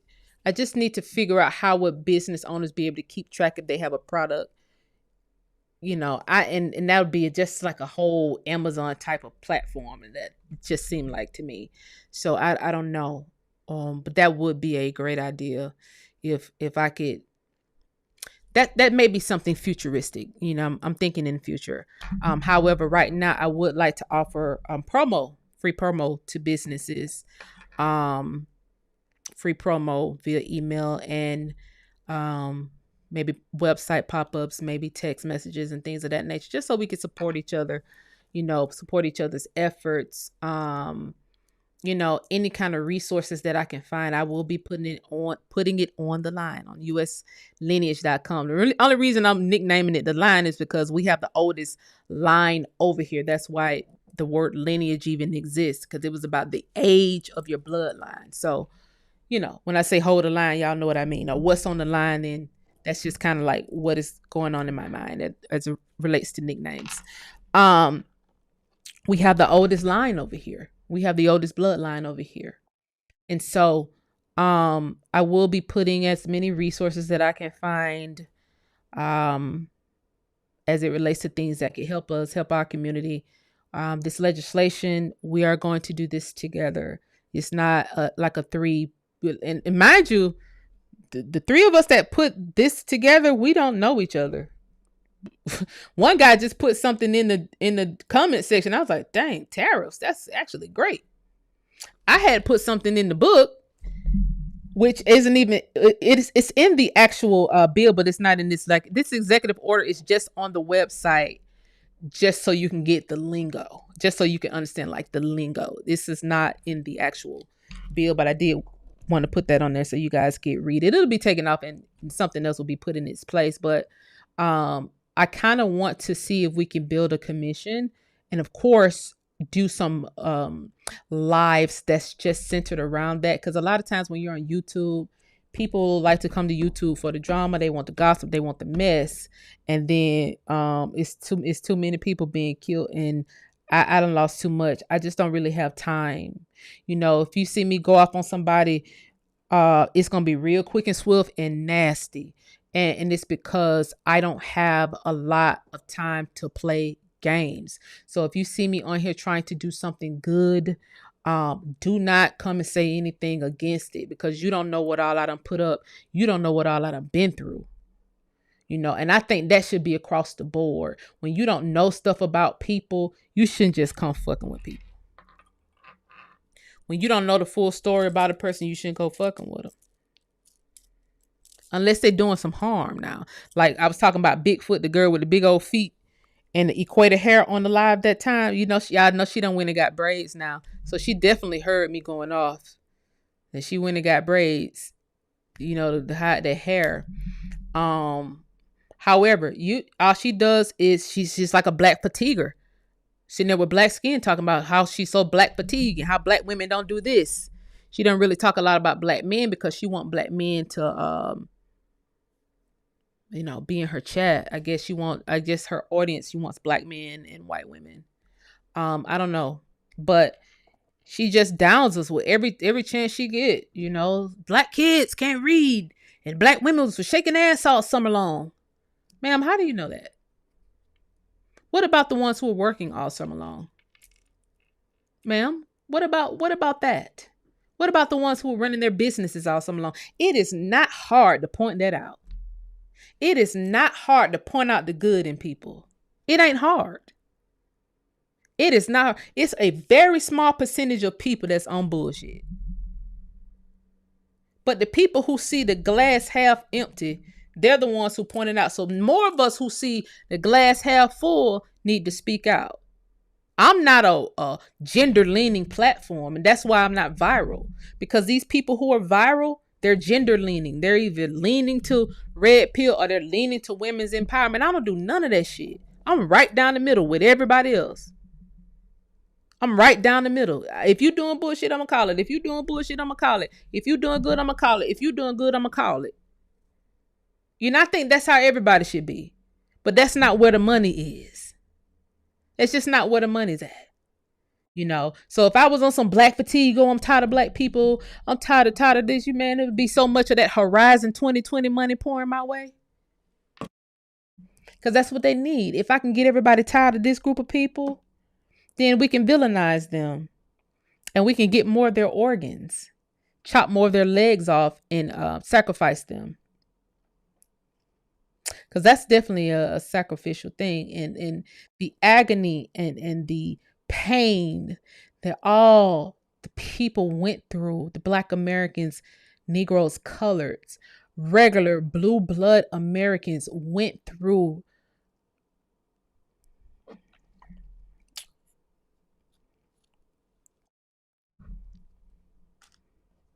Why would I be online talking about Black fatigue? His girl's still missing. Boy's still missing. So, they're trying to divide and conquer. Absolutely. They're trying to divide and conquer. Thank you so much for the super chat, Courtney. Yeah, you're right. It's us against the world, and it's so strange that it's that way, though. It's so strange that it's that way, guys. You know, they're tired of Jews, right? For the crimes that they're committing, right? But then somehow we get added into the campaign.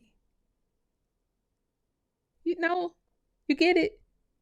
They're the ones that actually did. That's Horizon 2020 right there. They actually tried to stop me from launching this website. Why the fuck would you do that? I'm not friends with any of them. How do they even know me, guys? How? How do they know me? I don't know one person in Tel Aviv, Israel. I don't know nobody in Israel. How they know me? I'm shadow banned. How they know a shadow banned creator? If they know a shadow banned creator, you can't imagine the targets that's on creators that ain't shadow banned. That's Black. That got a little traction. That's doing something good. That's doing something that can positively affect the community. You can imagine what kind of target on them and how easy it'll be. How easy it'll be to take people out who are not paying attention. You done sat here and made an entire demographic, an entire race of people soft targets. Yeah, I'm not easy to kill. I'm not easy to kill on my insurance policies alone. I'm not easy to kill on my insurance policies alone. But you see Black Americans, you think they don't have no power, no access to attorneys, no access to money. Now you did take almost 500,000 is not no hole, guys. I have been in Bitcoin since 2015. I was a large Bitcoin holder. I had so much Bitcoin by around 2017, I was giving it out for Christmas gifts. Because I used to promote it. I really believed in it. You know, I had a social club. I thought it was a great currency. I thought, look at this. It's a good currency for tech. I didn't know that years down the line they were gonna turn it into something else. Well, I don't know whether they turned it into something else, to be honest. I don't know. I don't know what it's all been turned in. I just know they stealing it. And then some white boy just said he got a gift, 200,000 in Bitcoin, and the person slipped on the banana peel and killed himself. Child, please. Fluentes. You might be a mercenary. Somebody check Nick. Talk about he a real nigga. Somebody check Nick. Wonder where was your parents? Where are his parents? Since he was doing this since he was 18. Well, it don't mean you're not CIA. That don't mean you're not a mercenary. And let's be clear. You know, I know he going back and forth with Tucker Carlson. No, I don't like none of them. I called Tucker Carlson and CIA Done Limit. I called them out when they got on YouTube during the War on Woke Morning show. They got moved to YouTube at the same time. I said, yeah, they're getting moved to YouTube so they can shut YouTubers up. I said that shit when that first happened. When CIA Tucker Carlson and CIA Done Limit got moved on YouTube the same weekend, I called it out on the War on Woke Morning show that Monday. And some of you saw me do that. I called both of them out. I said, yeah, YouTubers done got too loud. See, we have swayed the crowd. too loud. Now they're bringing all these big people over here, giving them 1 million subscribers overnight. They get pushed in the algorithm more than we do, and now it's a competition of who got the right thing, who got the right message. That's what they did. These Operation Mockingbird people. See, the YouTubers had all but stopped Operation Mockingbird. Then they said, "Oh shit! Oh, we got to take the big wigs and put them on YouTube and push us further down the algorithm because now Don Lemon got a show. Push us further down the algorithm because now we can't compete with Tucker Carlson when he wasn't getting 2 million on national television. He done work for every news station. You didn't know he was CIA. He done work for every news station. He wasn't getting these kind of views on the news station. Why do we like him now? Why is people watching now? No, they get that shit pushed to them. They get the traffic pushed to them. It's probably a part of the Horizon 2020 program. It ain't no telling. Even with the Candace Owens shit. Oh, she just got magically fired and magically put on YouTube and magically 1 million subscribers in 10 days. Who was following her on the other channel? We weren't looking at her, but she was over there on the other channel. But now everybody's looking.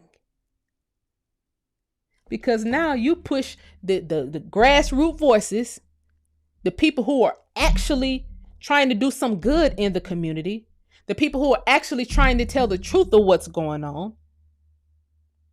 You push us further down. So, I don't know, guys. That's just where I am with it. I believed in my whole heart, with my whole heart, that they literally place people over here on YouTube just to shut folks who have the proper message up. Whether you got a big channel or a little channel. If you got a big channel, they're going to shut you up. If you got a little channel, they're going to shut you up. They're going to stuff the algorithm with people with a bigger name. I even put Candace Owens' name in on the line. It's some articles about her pop up. No shade, but I mean, her name is important enough to be on the line. That means it's archived in the government somewhere. And just regular news articles don't show up, but she's just archived somewhere. It's not saying it has to be a bad thing, but it could be a Big Time magazine.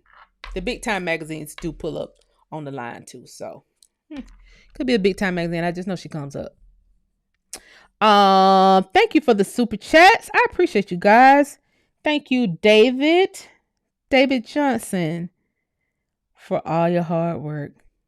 You be putting the assist. Please don't stop. Thank you so much. Thank you so much, David.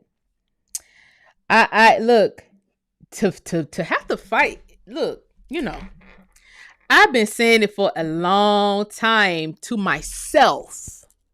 I figured out this for myself, that when my channels got taken down, it just so happened I couldn't get on YouTube.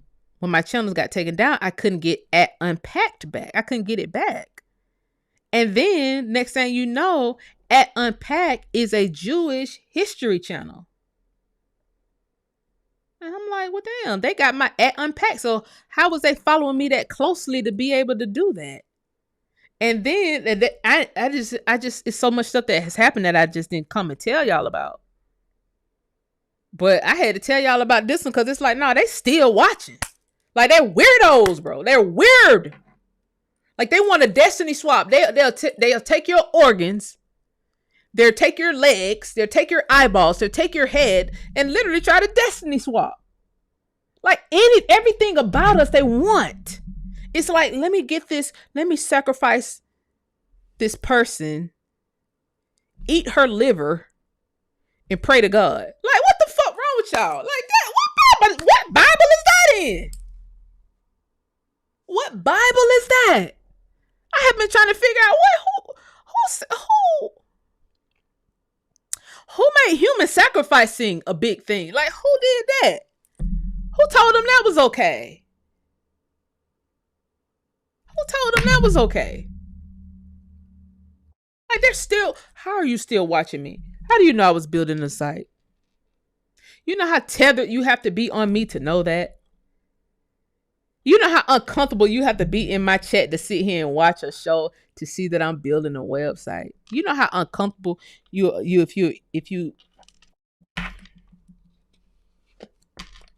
how many black people over in Israel right now? So I could just do a process of elimination and say that probably wasn't no darky.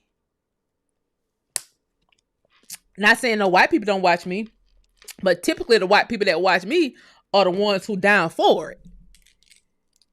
Typically the white people who watch me are the ones who feel like I feel. Because I'm not saying, I never said you wouldn't no white people over here. I'm just saying a lot of these folks that's over here now was not over here. It was some white folk over here. Wasn't a lot, but it was some. Thank you for the super chat, David. You said did another super chat. I appreciate that. Talk that shit. I appreciate it.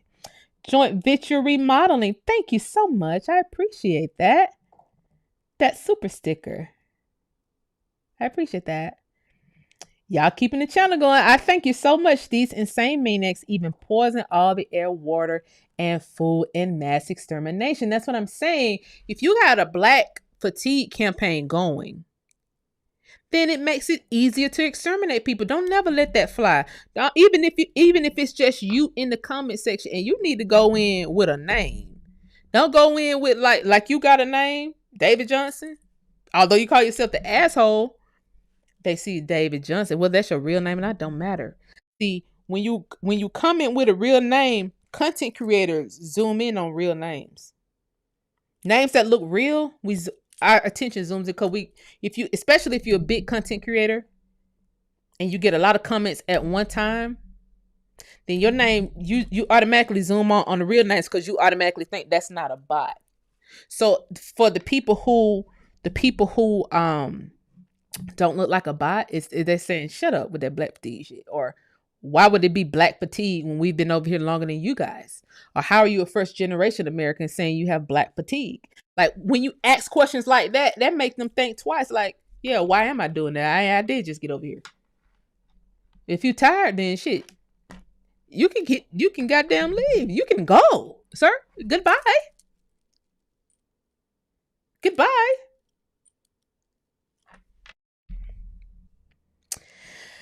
I'll never understand. Thank you so much for the super chat, Billy Black. Your efforts are truly appreciated. All you have to do is plant the seed. Amen. That's totally correct. All you got to do is plant the seed. You know, something happened to me. You know, y'all keep it going. Keep the party going. Keep the party going. Keep the party going. Always look for your people. Always look for what happened. Always look for the story. Always write stuff to advocate for yourself. I have like I said, the website I'm still designing, but there is a file set that I'm going to put on there about lynchings. You know, I'll actually show y'all some of the files because I had to get the files from the database and then put them on my computer so that I could design them for the website. Where are they? So, and people were writing the president of the United States, and I thought it was remarkable. I said, yeah, that's what we need to do. You know, you always need to make your voice heard. Always, when something is happening to your community, it'll be your best bet to make your voice heard. And so I started finding all of this huge file set of people. And look, I just started, you know, naming it lynched because I'm going to organize it for the website. All these people was writing the president. You know, the members of the above organization unanimously protest the practice of lynching. Okay. Safeguard Household Ruth number 1946. And then the household of Ruth. And then they got this whole Ruth. They got a whole Ruth. I had just saw that and pulled it up.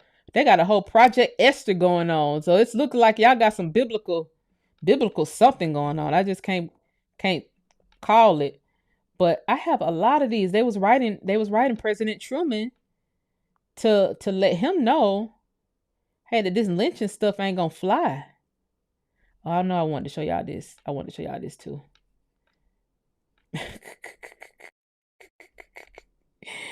I wanted to show y'all this too. What the rest of the record at? I gotta pull the full record up. But yeah, so yeah, they was writing Linden. United Automobile, Aircraft, Agriculture, Implement Workers. On behalf of the Executive Board of International Union, United Automobile, Aircraft, and Agriculture Implement Workers of America, CIO. That's the biggest out still to this day, the CIO. Convened in the city of Detroit, April 10th, 1946. We wish to voice our protest in the recent brutal mass lynching of 2 Negroes and their wives in Georgia. Okay? These 4 lynchings make a total of 15. Let me remove this so y'all can see. Hold on. Can y'all see my screen? I hope y'all can see it, because it feels like a lot of stuff is on the screen right now. But I hope y'all can see this. Okay? The 4 lynchings make a total of 15, which have occurred since January 1st, 1946. Yet not one of these murders have yet been convicted, and most of them have not been arrested. This is the CIO, guys. Look up the CIO. Now, white people, full foreigners done took over the CIO. This is the biggest union, period. I mean, period. Okay? This is the largest union. The 4 lynchings make a total of 15. I read that these lynchings are not isolated incidents. They are planned results of organized prejudice and hate, which has been rapidly growing in the North as well as the South since the end of the war. They're talking about World War II. Although the Ku Klux Klan and other subversive organizations and native fascists have been engaging in these acts, and did the brown shirts in pre-Hitler Germany, prime responsibility rests upon those employers who finance and use them to prevent self-organization of the workers in the South and to divide and weaken the unions in the North. It is too clear to permit of denial that if the federal government used all of its powers and resources to stamp out this growing terrorism, the guilty person in all organizations could quickly be brought to justice and their murders practice put to an end. Being duly conscious of these facts surrounding this deplorable incident, we call upon you, Mr. Truman, to immediately employ the full powers of the federal government to bring about the apprehension and conviction of the persons guilty of these various crimes. Guys, this is the biggest union in America. On their ass, R.J. Thomas and R.T. Leonard and Walter Reuter and Geo Addis.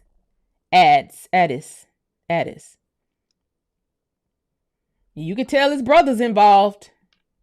You can tell it's men involved. You could tell these men was not letting this shit fly back in the day. They was not letting black fatigue. What you mean black fatigue? Get your ass out there and find those 96,000 black women and girls that's missing. Fatigue that. They was on these people's ass. They was writing the president. They was doing all kind of stuff. They wasn't just sitting idly by. You can't sit idly by and watch people die. They said 0 carbon.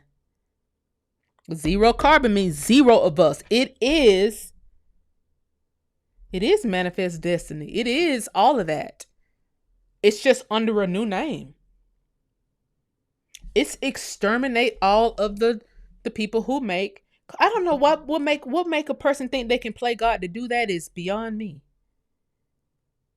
But either way, there's not a black person in the world who will put a campaign out and say exterminate whites. Exterminate all the whites. We just don't think like that. We just don't have that. We don't think about stuff like that. You know? That is an issue with morals. But these same people will be in the mosque praying to somebody. I don't know who they pray to at this point. Because I thought Israel was the good people. Why y'all trying to stop my website from being built? I thought y'all was the good people. I thought y'all was the people who said something about.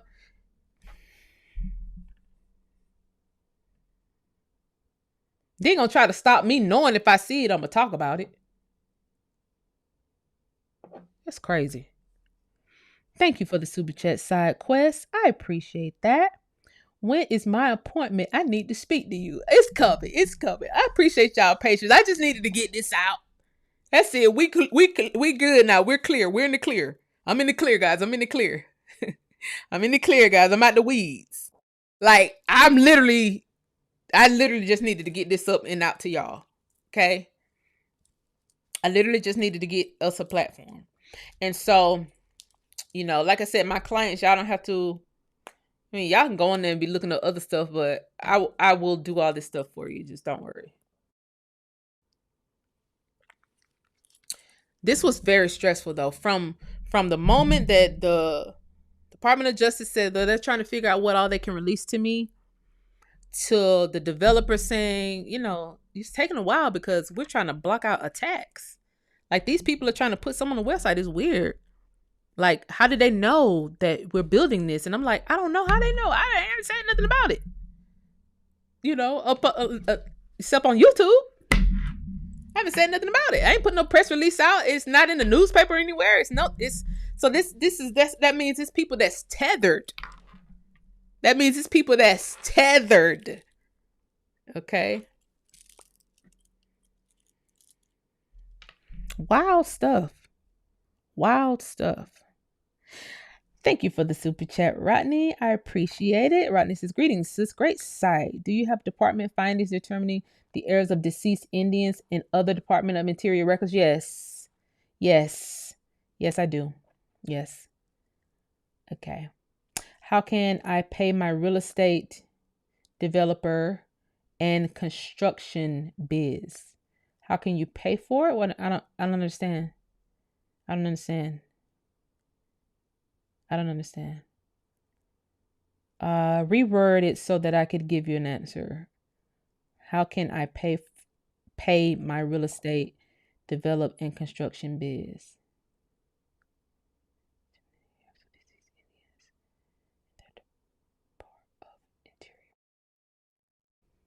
We do have Department of Interior records on the site. A lot of records about housing. I mean, somebody put in my chat.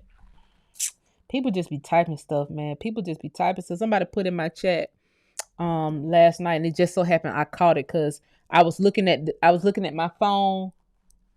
It just so happened I caught it, and this flash across my screen. Somebody said there was no Indians on land patents. I said, well, look at this big dummy here. It be big dummies, They said, well, y'all calling yourself Indians, but there was no Indians on land patents.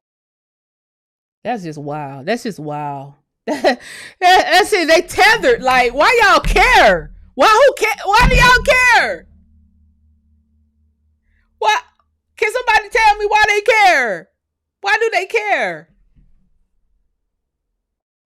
If you was an African and you don't think, since I said there was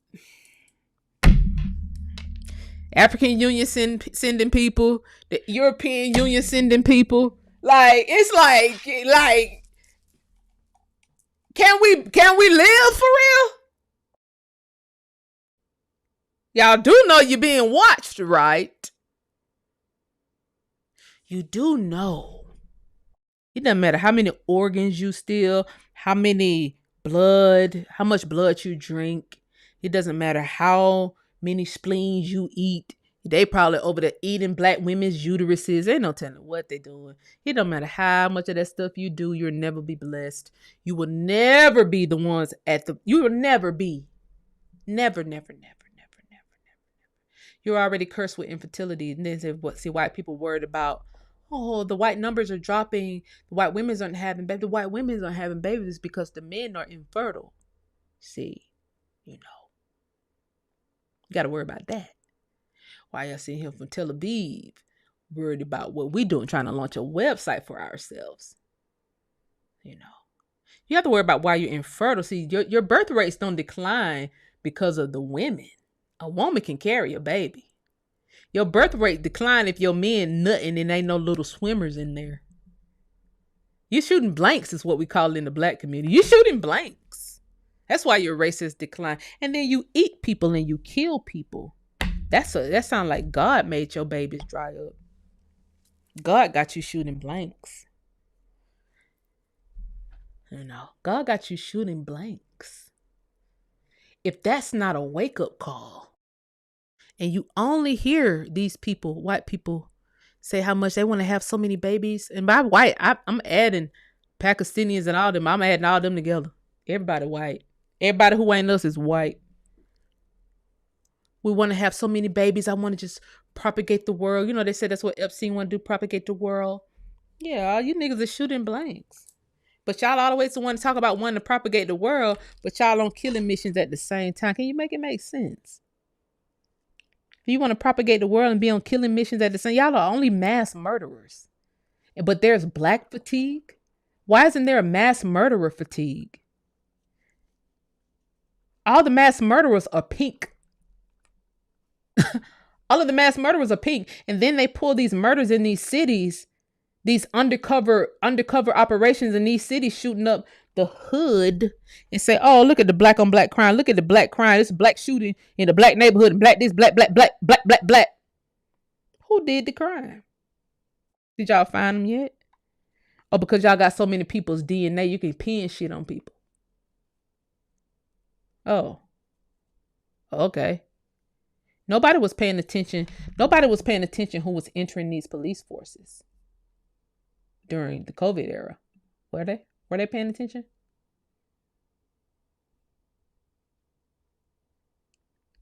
Were they paying attention?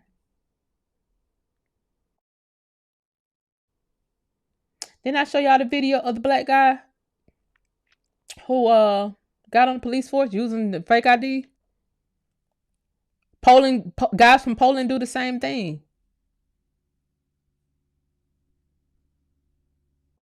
They do the same shit. They use fake IDs.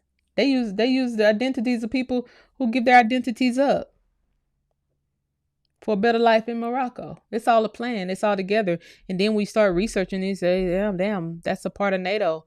The actual Moors is funding from the NATO for them. How? How did you guys get funding from NATO if you wasn't a paramilitary group? A private military group? You just looked like little musty YouTubers, but no, they were actually killers, real killers, guys. And like I said, I didn't know that till after the fact. No, I was joking them out, talking about their popcorn ceilings and their top hats. Now some of them are real killers. I didn't know. I was just going at them because they were coming at me. You ain't gonna out joke me. That's one thing about it. You ain't gonna out joke me. I'm gonna make you feel stupid and put on another military uniform. Anyway, yeah, funding from NATO. The files are there. You can Google that. You can Google that and files pop up. How y'all got funding from NATO? How? I look like a little fringe group. So was the turn of the Moor shit that guy was in the middle of the street? Was he begging for trying to get NATO's attention so NATO could send him some more funding? Or was it a Horizon 2020? He was trying to get somebody's attention. Y'all remember that? After they done told all them people to give up their birth certificates and all that shit, you done fucked up. They done messed over so many good, just honest Americans that was just looking for the way out or looking for something better. Messed up so many people's lives doing that, and then I'm on here online like, y'all no, don't do that because y'all got heirs property. If you give up this, then you forfeit this. If you forfeit your citizenship, then you abandon your heirs property, and that's all they need for it to be abandoned. That's what they said during the Civil War when they ran us off the. That's what I wanted to show y'all. That's what it was. That's what I wanted to show y'all. That's what it was. That's what I wanted to show y'all. It was about the Civil War. I'm going to read this real quick.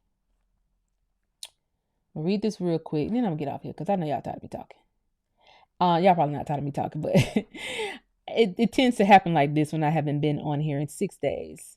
I wanted to read y'all something from the Civil War. This is,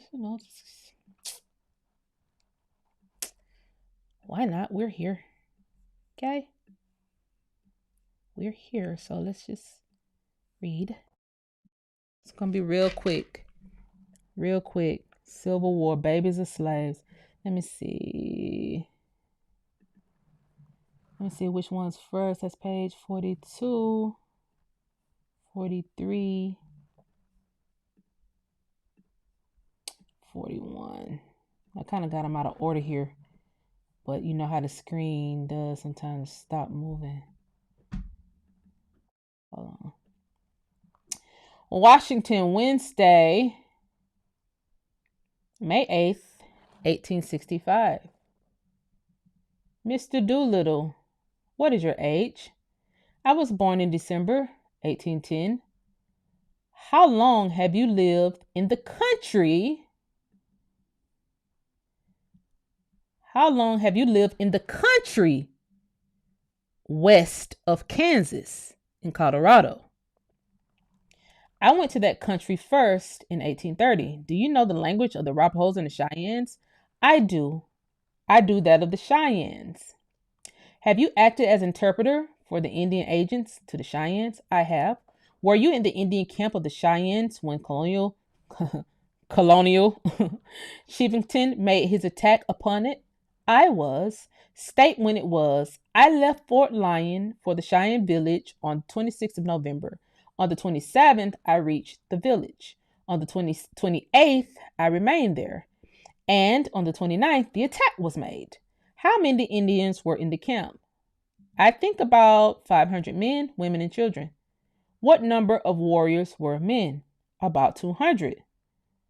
They will average 2 warriors to a lodge, and there were 100 lodges.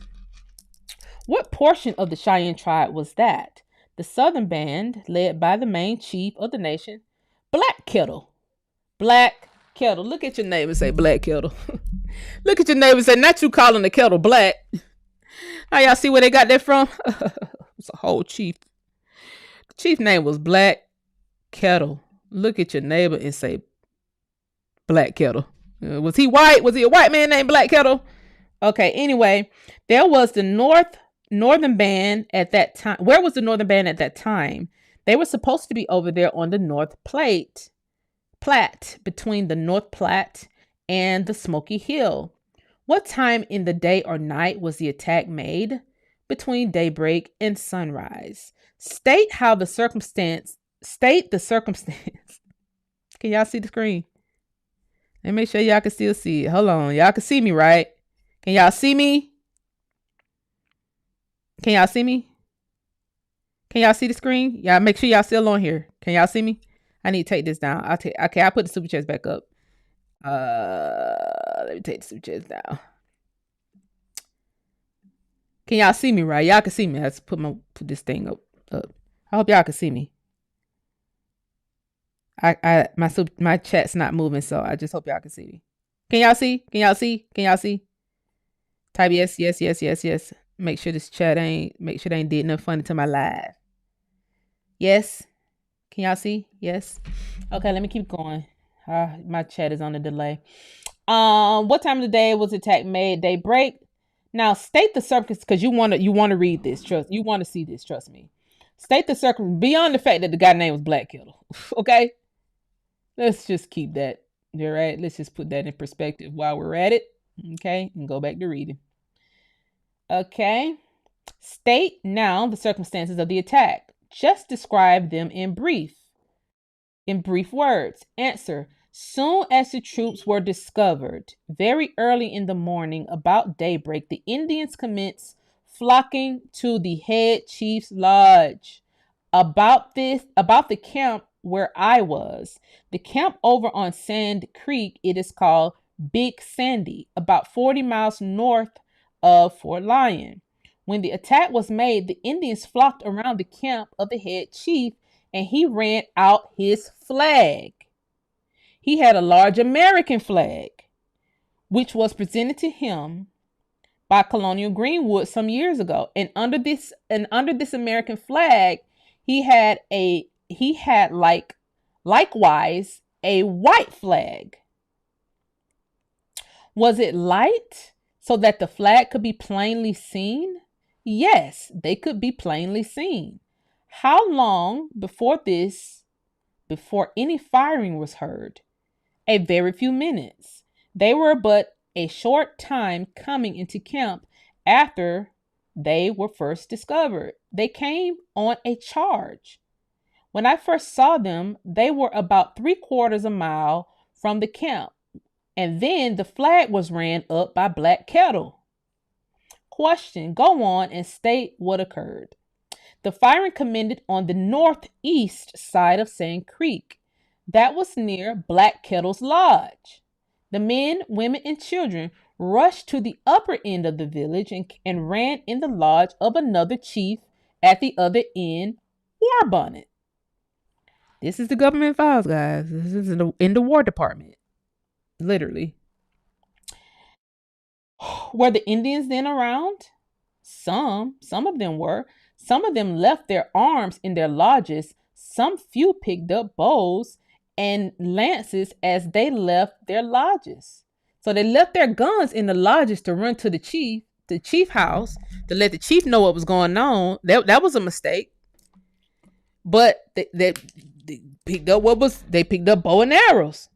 I guess that was in the chief lodge. The younger men did. Did they form in any battle array or with a view to oppose the charge? No, sir. They just flocked in a promiscuous herd, men, women, and children together. The bed of Sand Creek ran up. There was no water in it. This place. Then they came to some breaks in the banks about where the troops overtook them and slaughtered commenced. I suppose about 300 yards above the main village, when Antelope was the first Indian killed. Within 100 yards of where I was in the camp, they fought them from very early in the morning, as I have stated, until the 11 o'clock hour that day before they all got back together in the camp. The troops then returned to the Indian village, followed the Indians up the creek 2 or 3 miles, firing on them. Then returned back to the Indian camp and destroyed everything that was there. The entire village, 100 lodges, 100 homes. I had a son there, a half-breed. He gave himself up. In this stampede of Indians, he started to go with them. Half-breed means he had a son that was half Indian, which was black, and then half white. Okay, I need page 42. But when he found there was fair show for him there, he turned around and came back to our camp where the troops were. I made several efforts to get to the troops, but was fired on myself by our own troops. My son stayed in the camp of our soldiers one day and one night, and then was shot down by the soldiers. My life was threatened, and they had to put a guard around me to save my life. After you surrendered to the troops? Yes, sir.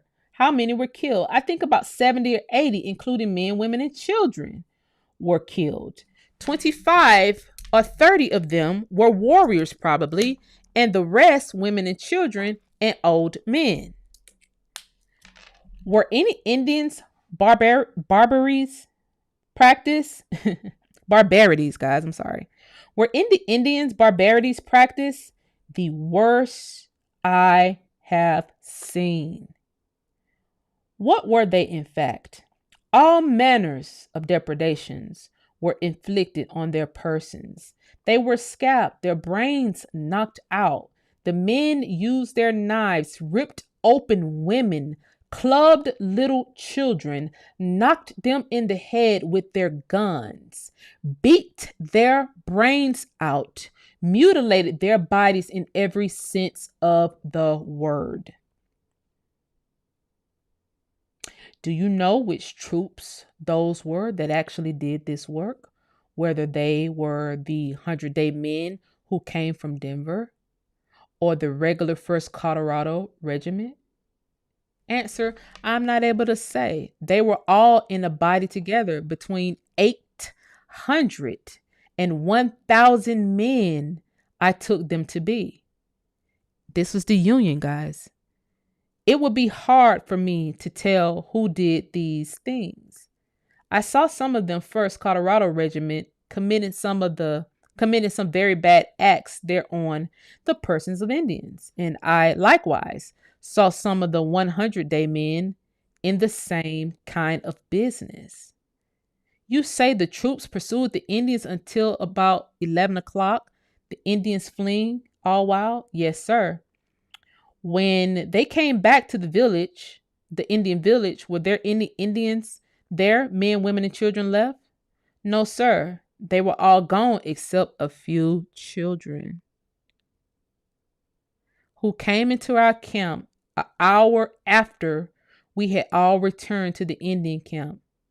There were a couple of women there, white men's women, Indian women who had married white men, and they were not hurt. So the Indian women who married white men were not hurt.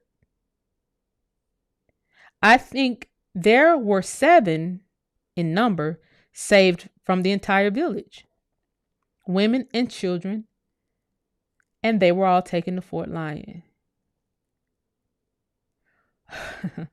When those Indians were there in camp, do you know in what relation they were to our forces at Fort Lyon? Yes, sir. Some of them had just returned from the interview with Governor Evans and Colonial Shivington at Denver City. That does not say Colonel.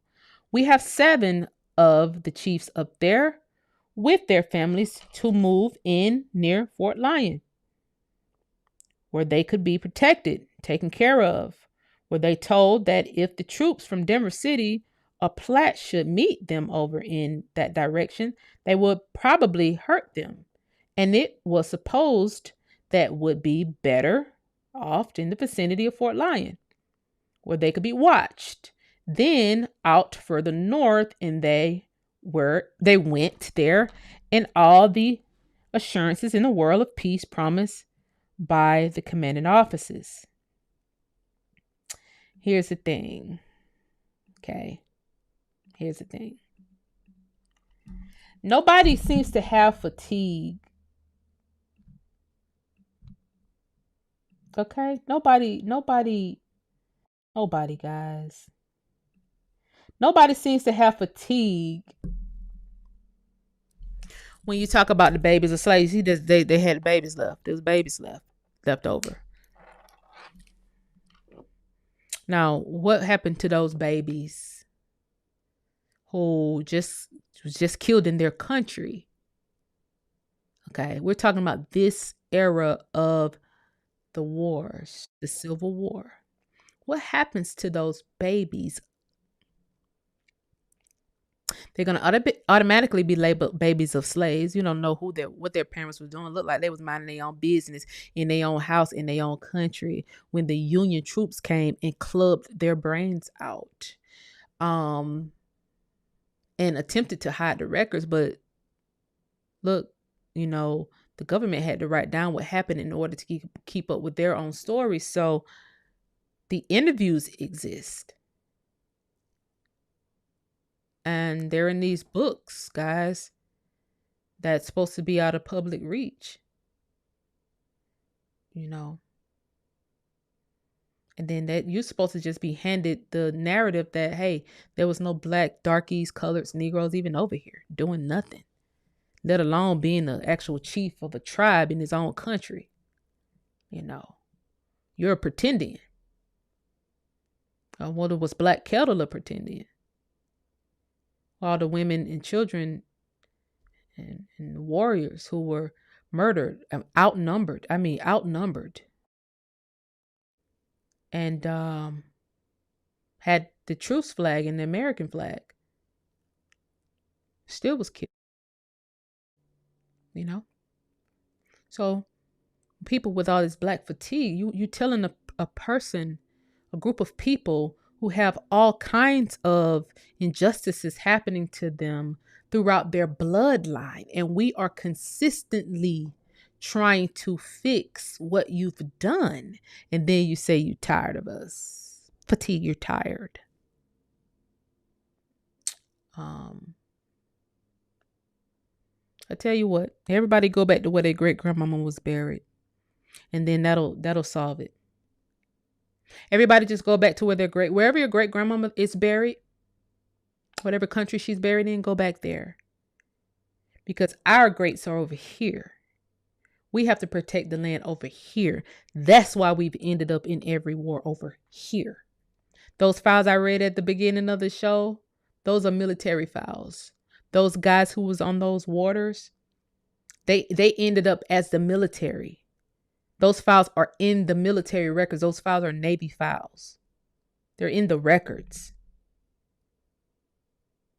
Now, how did all these black men tons of these records with these black boat captains, these masters of vessels, and this word staves on multiple of these records? If I could chop off the end of that document, these documents that have their color on there, then I could say all these people is white. All these boat captains is white. No, the black men was control. The black men would not let these people in. They would not. They was on the water. It's a captain that was 20 years old on his own boat, 113-ton vessel, moving food from farms, making money. These weren't merchants from Africa. None of these men were born in Africa. If these records are from 1810, and they're not European either. They're not black Europeans either.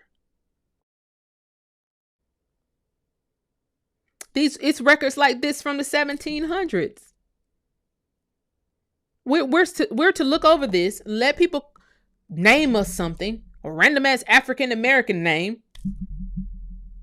We got the oldest records over here. They're just in the military files. You have to go through the War Department. That's why I was going to show y'all that Epstein record. I don't know why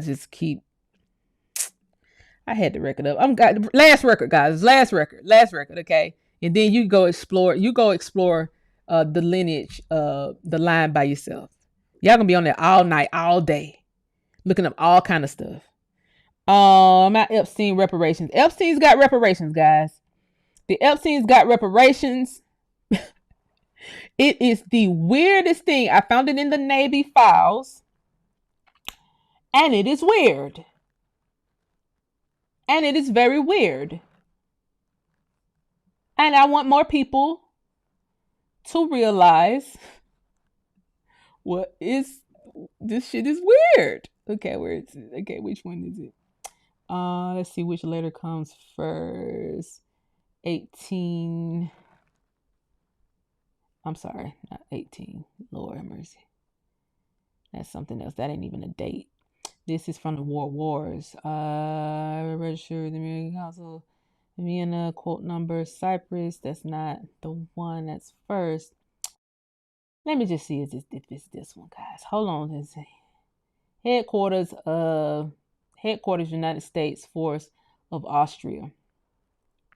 Headquarters, United States Force of Austria, March 25th, 1946. 2. Reparations Deliverers and Restitution Division, United States Allied Commission.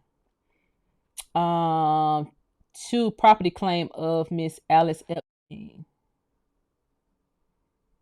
Attention, Property Control Branch. I enclose a copy of the letter from Miss Alice Epstein, Newfield, New Jersey, transmitted to this office by the Department of State concerning a house in Upper Austria, of which you got people from Austria, just, oh my God, just the worst. Upper Austria, of which she was the owner. Will you kindly ascertain the present status of the property in question and take appropriate actions to protect Mrs. Epstein's interests therein? As the Department of State has requested a report on the property, I should appreciate receiving such a report as soon as possible. I hope this is the response. In August, no, this is not the right one, but I'll read this anyway. There is a response from her that I'm looking for. I just got so many of these files on my computer. There's an actual response from her in August 1939 after having registered with the American Council in Vienna for a quote number. I left Austria and went to the island of Cyprus and wait there for my. This is her. This is it. This is Miss Epstein. This is Mrs. Epstein. Gentlemen. In August 1938, after having registered with the American Council in Vienna for a quote number, I left Austria and went to the island of Cyprus to wait there for my immigration visa to the United States. I left behind with other property a house in Upper Austria, described below, which is the subject of the letter. In February 1939, I learned that the Jewish community of Linz, capital of Upper Austria, had been asked by the Gestapo to find relatives of me and to contact me through them. The Reich Marine and German Navy wanted to buy my house, wanted my consent.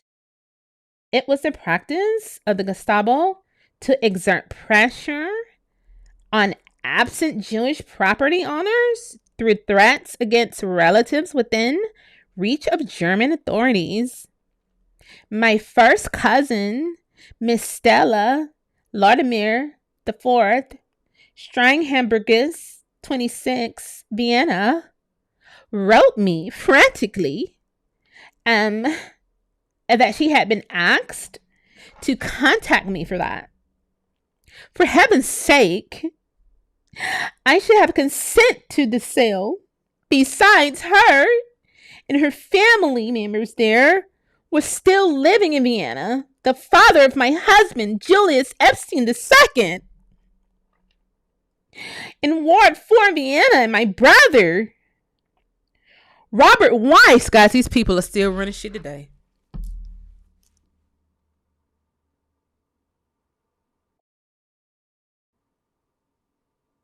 She's a Weiss. She came over she a Weiss, married to Epstein. And I'd be damned if the Epstein and the Weiss family, they still ain't in power today. I had therefore no other choice than to consent to the sale. Upon suggesting to my cousin, I authorized my Viennese lawyer, Dr. Richard Hasslinger, something who I did not know, with the transaction. The purchase price was RM 21,17193. I never seen a penny of it. The German Navy converted the house situated on the shore of the lake into trainage centers, and I duly informed the intelligence service of our army of this fact. The house is located at Edinburgh, whatever that fucking say, in Upper Austria. I had it built about 1922 for my use and that of my family. On June 20th, 1939, its value was estimated at RM 22,214.00 by the appraiser, Matthias Attersee. But the German Navy improved the property and erected another building on the lot, and the value should be much higher now. This ended in her getting reparations from the Department of War here in America. Full German.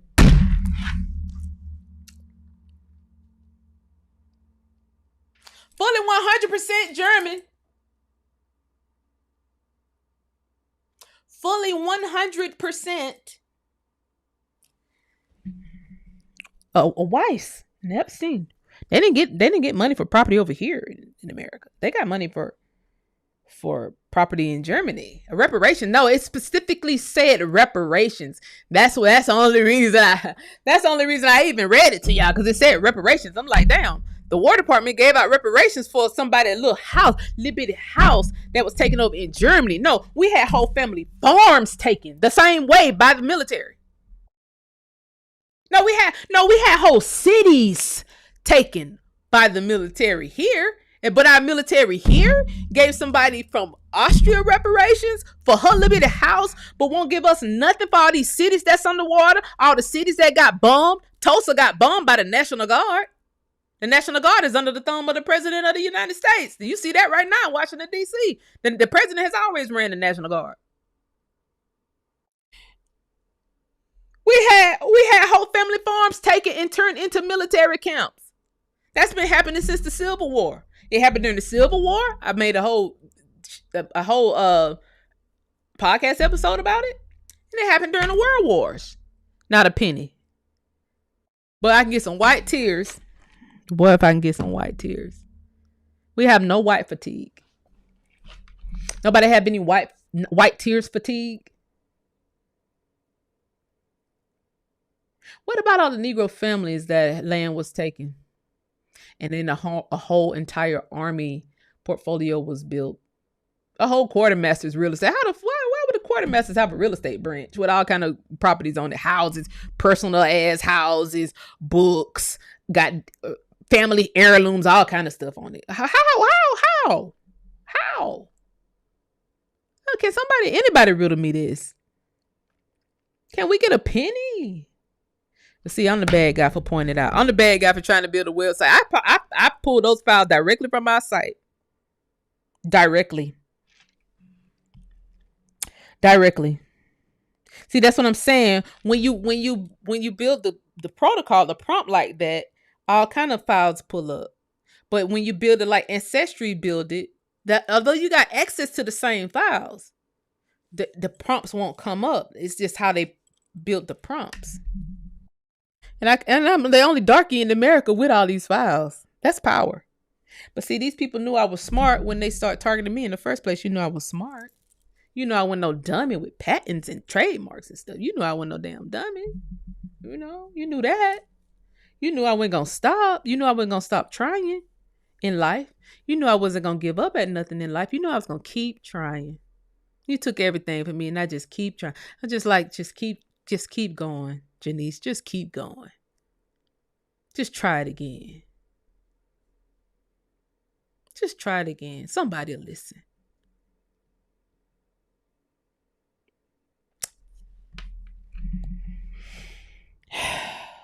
Somebody will listen. Anyway, guys. Anyway. Thank you for the super chat, Bridget. I appreciate you. Oh, you send me your phone number? I got you. I'm going to catch up with everybody. Now, I got some time. I can catch up with everybody. I missed some super chats. Thank you, Jacato. That's a nice shirt. Is it giving Statue of Liberty? Is it giving proud to be an American? Is that what it's giving? Is it giving we need to really point out this colonial and see why we ain't got reparations for nothing? I already knew we needed to go through the War Department to get it done. I've mentioned that before. Not only are we supposed to go through the War Department is actually supposed to protect us from any kind of attack. Under the Federal Trust Doctrine. We still supposed to be protected now. Now, what was the Federal Trust Doctrine? Y'all can put the little pin in that. The Federal Trust Doctrine. Where was the Federal Trust Doctrine when Horizon 2020 was doing bullshit? Where was it? You want more Indians to get their brains smashed out? They decapitated these Indians just like they chopped out the boy in Virginia. They doing the same shit.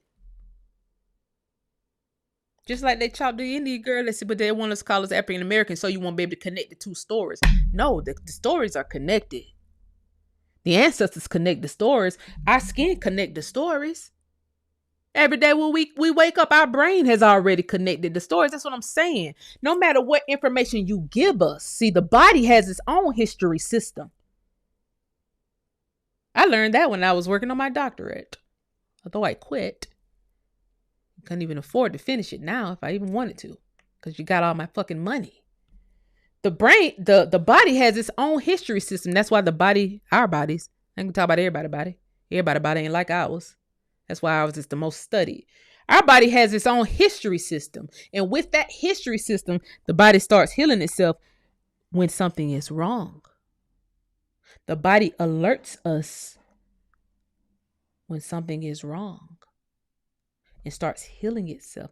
Now, you think if the body has a history system like that, our good bodies, if it has a history system that'll try to fix itself when you're sick, you don't think it's already programmed when you're born with all of these stories already through your DNA? So you don't think your body would alert you if somebody is lying to you about yourself? My body did not tell me I was from the equator. You don't think our bodies will tell us the correct information? And I feel like, they do a lot of organ harvesting. They do a lot of blood work with our blood, and they use that to try to conjure up these old spirits that whatever idea they have in their head about those darkies, spirits, Negroes, colors, American Indians, and how they're able to communicate with us. I feel like they do all this EFI and all the weird shit that the other whites, Jews, and all these people, these sacrifices that they do. They said the Jews are about to do another big sacrifice, but they said it's gonna be 4 red heifers. Okay. They had the Burning Man conference. I mean the Burning Man thing, and then they had the stuff that they used to do out in the woods that Alex Jones exposed a long time ago. All that, they was burning a human. And so I wonder if they do all these sacrifices and to try to get the spirits to communicate with them as if they're us in order to continue their destiny swap mission. I'm telling you, all this is about destiny swapping. It all ties back to destiny swapping. You're getting all this plasma transmissions and fuel transmissions. Yeah, fuel transmissions. You get all this stuff done to you. The destiny swap. Destiny swap, the same people who you said you're tired of. I mean, that boy in one breath said he was tired of us and then came back cosplaying us. That's crazy. That to me alone is just bizarre. That to me alone is just bizarre. Anyway, let me read some of these and then I get folks just back. Yeah. Okay, yeah, they do. They are crazy. And she was also recorded as a slave under the age of 14 because they were listed as registered property. I missed a whole conversation in this chat, guys. Yeah, the occult. Yeah. Sacrifice to Moloch. Yeah, and they sacrificing to somebody over in Africa too. Somebody Ifa. Ogun or something. I don't know. They sacrificing to Ogun. The Ifa people, who they sacrifice to? Like, why? I mean, y'all ain't even got no sewer system. You need to be thinking about no sacrificing. You need to be thinking about your sewer system. It's a priority issue. And I think that's why they're so upset with us. It's a priority thing. Our priorities are intact. See, nobody points out the bad stuff about their community. Nobody points out the failure rates of their kids. They just point out the failure rates of our kids. And they point out the accomplishments of their kids. That's the same thing with these stories about the ancestors. They like to point out that they were slaves, but we was heroes. No, you niggas was murderers. The stuff that I just read to y'all, the Union Army did that. When they was the one that's supposed to be coming to free the slaves. Yeah, wait. The story was told to us that the Union Army came to free the slaves. That didn't sound like freedom to me. Freedom to what?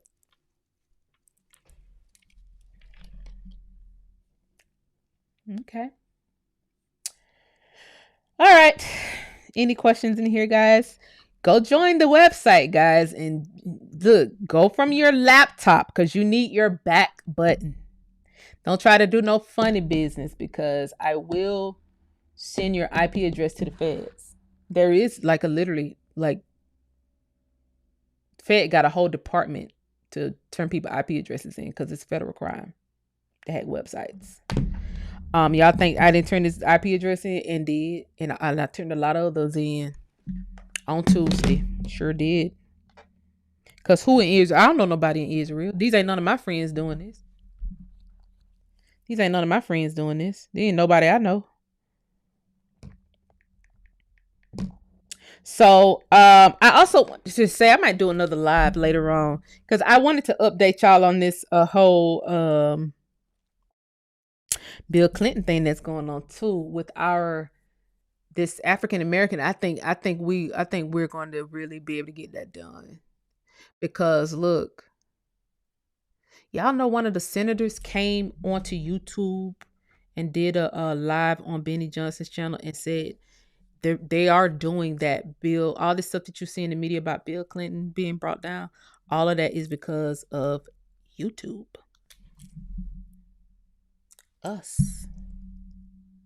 And see, with Bill Clinton being literally the leader of when he was in office, man, he put that battery pack in the African Union, and that's how they started being able to get a whole lot of money from America. And then, it's just crazy. It's just crazy how this happened, right? Because I was just like, let's tag Benny Johnson in this. When nobody talking about Bill Clinton and that trip to the African Union? Nobody. And that's all you hear them talking about now. And that lady came online and on Benny Johnson channel and said, yeah, they're prosecuting it thanks to the work that was done here on YouTube. So shout out to us. Shout out to us. Boy, we ain't never got nothing to the president that quick. Now we need to get even more stuff. We need to get even more stuff to the president. We ain't never been able to get nothing to the president that quick. So yeah, let's keep working on what we working on. And Trump did say something about doing another census and omitting foreigners from the census. He said something about that too. I want y'all to pay attention to the full thing. And also, everything that's going on in DC, that don't have nothing to do with us. Y'all remember all those foreigners that they brought in? See, they gonna push the Negroes in front to make it look like, oh, look at all what these Negroes are doing. No, that don't have nothing to do with us.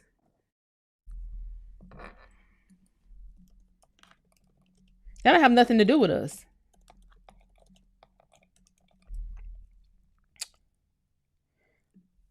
That don't have nothing to do with us. When you go on the line, you type in African Union. 38,912 files. Look at that. Well, gee golly gosh. I mean, the rabbit hole goes deep. The rabbit hole, when I say, boy, they was over here all up and through trying to destiny swap with us.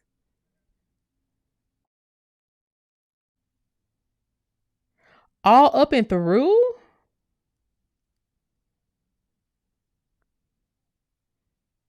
I'm telling y'all. It's a lot. Oh, I've been trying to get off, guys. I'm trying to get off. I was going to show y'all. Trump orders new census that excludes undocumented immigrants. That was August. That was last week. So we got movement. We got motion. Look at your name and say, we got motion. All we got to do is just keep going. Keep making sense. Keep unpacking it. And hold the line. Hold the line. Hold the line. Hold the line. That's what I'm saying, Keely. We ain't even got to argue about that no more. As I said, I don't want people. I never wanted people to argue over these names. Don't be online arguing about nobody. Talk about the FBA or the ADOS or we African Americans. Just we don't argue with each other about it. It's enough outsiders arguing about it where we don't even have time to argue. We got so much work to do. We got so much work to do. We said what we said. You know who we are over here. You know how we operate over here.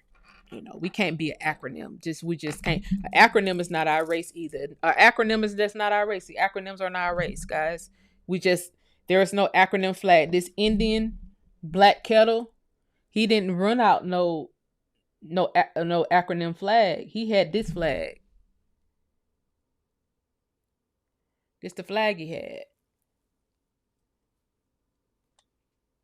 So they were supposed to recognize what flag he had and not go to war with him.